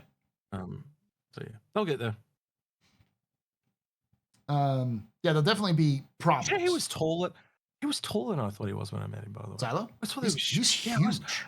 I always thought he was short. No, he's the same. We're the same height. Well, you're So 6 really, foot. like I just always thought he was short, but he's not. He's like the same height. I was really surprised. Quite a stocky lad, you know. Like I'm pretty stocky, but he's like barnyard, you know, like No, he's built like a farmhand. Yeah. like a farmhand not a lumberjack, like you know, body lumberjack, but he's definitely a farmhand Yeah. hand body. You know, like Yeah. I could see him in He's the also very one active. of those. You know. Yeah, one of those you know, those farmhand calendars. Yeah. He'd be in one of those. Yeah. He He's does a July lot or of something. he does mountain biking, and he's a skateboarder. And so like he's very active in his daily life, and he's also a father, so you know he has to chase children around. So I just remember this is going. He came in and like me and Agua were there, and I just said we're having this issue, and he just like bang, like he just took the center to task, and I'm just like, well, this guy's a whirlwind. Like just yeah, like it was ordering people around left, right, center. He had the whole thing sorted in about 20 minutes, and we'd been at it for like months, and he just got it sorted real quick. So yeah. Calton P asks, so you say you want to have a place for PvE players to go and do their content, but then say you introduce a system that allows PvP players to find you on every play loop requires escorts. Is that right? Yeah, not every play loop, because, for instance, if a pirate is going in to try to find some stuff in Stanton's system, they're going to have to dodge the local security. And if they even get to the point where they have to attack somebody, that person's going to have access to help much faster. But if you're going into Pyro, you need to have escorts because you can't rely on local security. You can't rely on the reputation system helping you. You can't rely on the fact that if somebody kills you in the Aaron Halo, they can report a crime against you, which means you can no longer use the jump point because you're going to get attacked at the jump point. You can't escape. You have to run away now. And bounty hunters will be after you. Local forces will prevent you from landing in any location.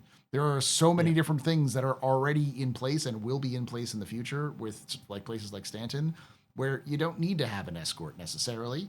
But this isn't a game where you can go anywhere with no consequences. Like there will be consequences unless you have prepared, you know? It's just like what happens in real life, you know, like the example I gave with Grim being an assassin before. Like if we take this into real world context, right? If I walk into a place, so say the president, right, or the prime minister, or wherever, someone important, right, and I walk in there and I blow him away. Now, can I do it? Yes, I can. But there will be instant karma and instant ramifications, right? That's literally what's going to happen in Star Citizen. If someone is in a high security area and you shoot them, chances are they will kill you and they'll probably get your stuff. But the chances of them getting away is going to be pretty remote because they're going to have to go backtrack through multiple systems to get out, through jump points, then back into medium space, and then back into low security space. And that as they're going out. Like it's like being in a city. If I'm trying to get to Paul's penthouse to kill him, I've got to go through all that. You see it in the movies, you know, when Yeah. they like the guy that breaks into the base and he's got to carry all the little shit all the way up to the king's castle at the top and then kills the king. Like it's almost meant to be impossible, but he pulls it off. It's exactly the same analogy as that. You got multiple layers of security you're going to go through, and if they get to you, they deserve to get to you if Yeah. you're in that level of security space, right? So again, you've also got to be diligent and do you like, you know, like again, I got hacked. I got hacked on the thing, but if I had done things, could have been more things that could have prevented it for me. It's exactly the same thing. If it's risk versus reward, you will always have the Yeah. risk. But the places where you're like you're less at risk is going to be a lot harder for somebody who wants to a nefarious actor that wants to go against you. Because let's think about this. I'm in Yeah. Pyro. I'm a pirate. I want to go to get easy kills in Stanton. First off, I have to have no reputation as a pirate, or I have to find ways of getting to Stanton through back channels which I'm not being scanned.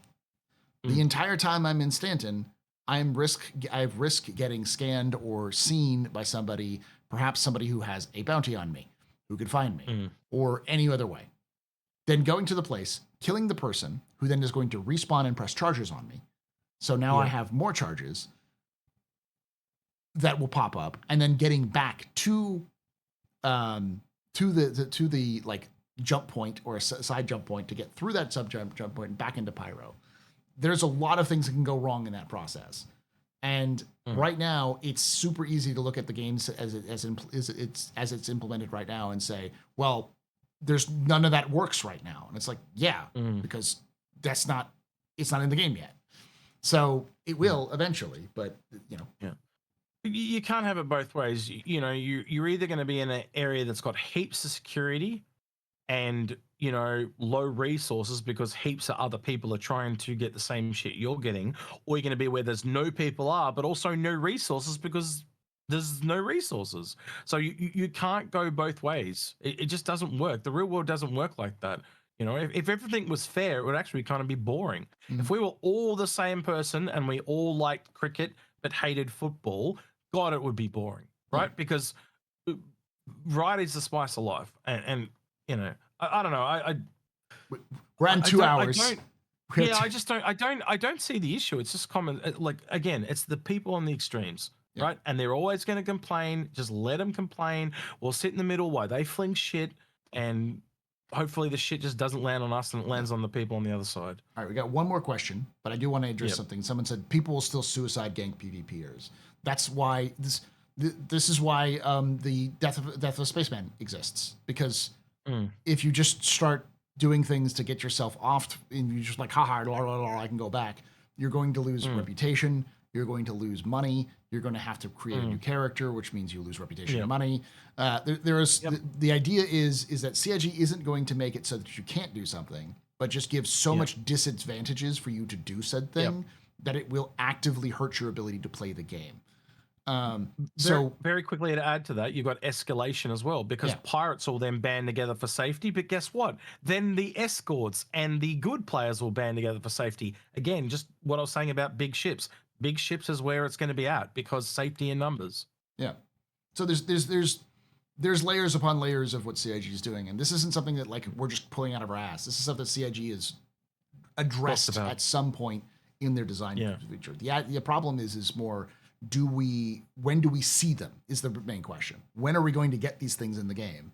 And I think that's the when question. Yeah, it's a when question. And I think that's the real reason why we have a lot of this discussion about PvP versus PvE, and people wanting PvE servers is more of a, I've waited for X number of years. I want it now. I think CIG has waited too long and I want this now.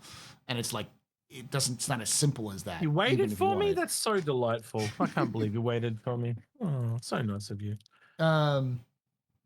Victor Hall says, as time moves, things and ideas change. How often should we look back to previous design docs, knowing minds and people change throughout CIG?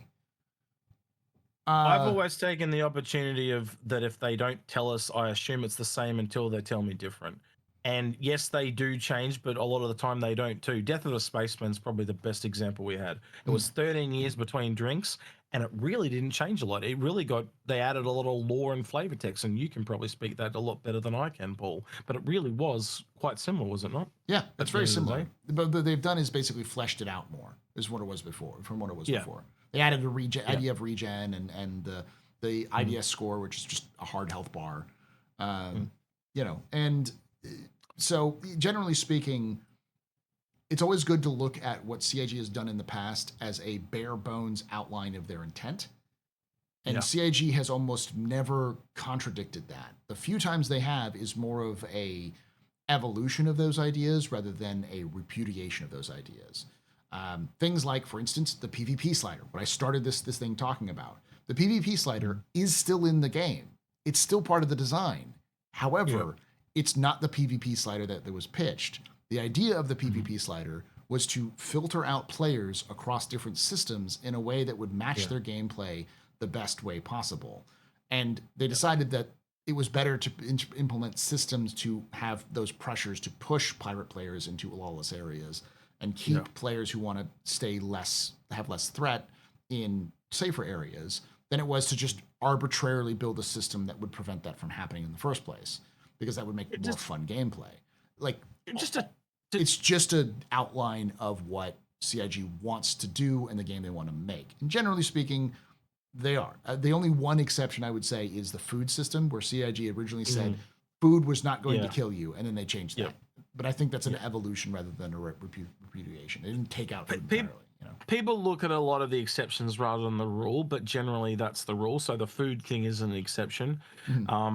But I was just sitting here thinking of like the opposite scenario. Imagine you're a pirate and all of a sudden a massive ore vein or something is discovered in your system, and the good guys are trying to push in there to get it. Yeah. So I think it will go both ways. It really, really, really will.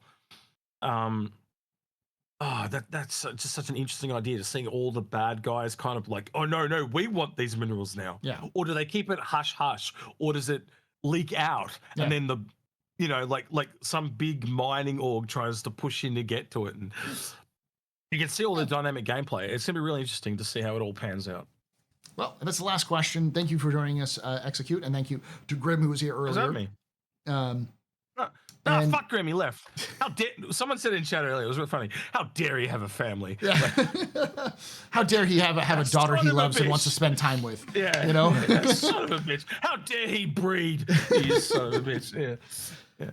Thank you for joining us. And if you did enjoy this, please join us live at twitch.tv/theastrohub, youtube.com/thecaptainstables at the Captain's Tables Podcast, Captain's Table Podcast, where you can join X, or just X, join myself and then the cast, and asking your own questions in the future.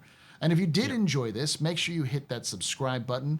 I am, like I said earlier, I'm trying to get this to 1,000 because YouTube does not promote videos really until you get YouTube partner, because then they can make money off of it. So then they have more of invested interest in promoting it. So if you're watching this, please, and you check your subscribe status. If you haven't subscribed, hit that subscribe button, like the video if you enjoyed this kind of content, and hit the bell icon for notified when it's released.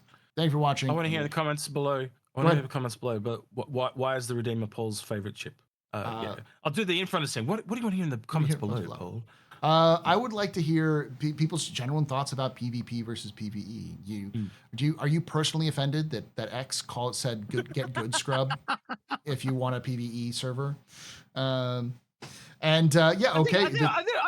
don't think I said anything too hot, right? Well, let me know that too. If you think everything I said was a hot take, I'd love to hear it, because I think it was pretty, just based. Like, let it and again, like the cart for the horse thing is just let it cook. You know, they just need time to make it. It's all fine. Anyway, it's hard to criticize systems before they're built, and then when they're built, we will criticize the shit out of them. But it just has to be built. That's the time to criticize them. Let them attempt it, right? But you can't tell them how to do it, especially if you're not a game developer, right? You just got to let them do it and let them stuff up, and they learn through failure, and they've been doing that already. Like iCache, and they had to change that into other things. Like that is unfortunately the nature of the beast. They're going to do things that's not going to work, and they're going to have to redo them. Yeah.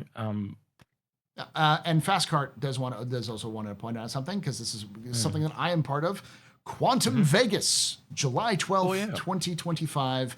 This is a fan convention, a fan meetup of all over the United States. If you want to come to Las Vegas, Area 15, where they're going to have myself, several other people. We're going to have, hopefully, discussions with some CIG staff, though we are going to be doing other things as well.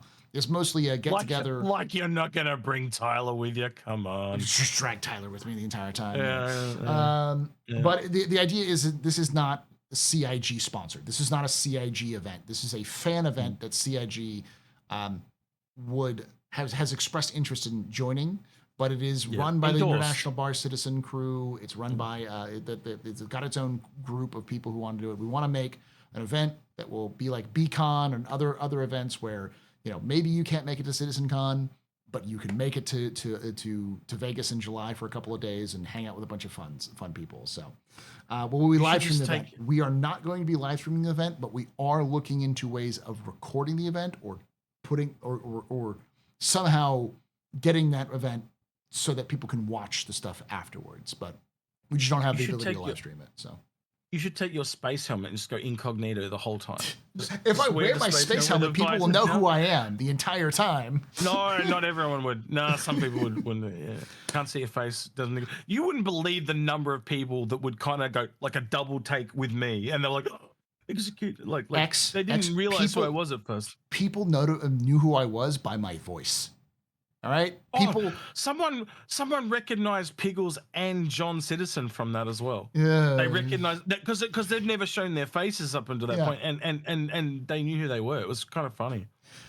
Anywho, thank you for joining us. As always, make sure you hit that like button, subscribe, hit the bell icon, notified release. Join myself and Execute on the Info Runners when I come back onto that. And like I say, kicking and screaming. Like I say every time, hope to see you someday. The Black. See you, everyone.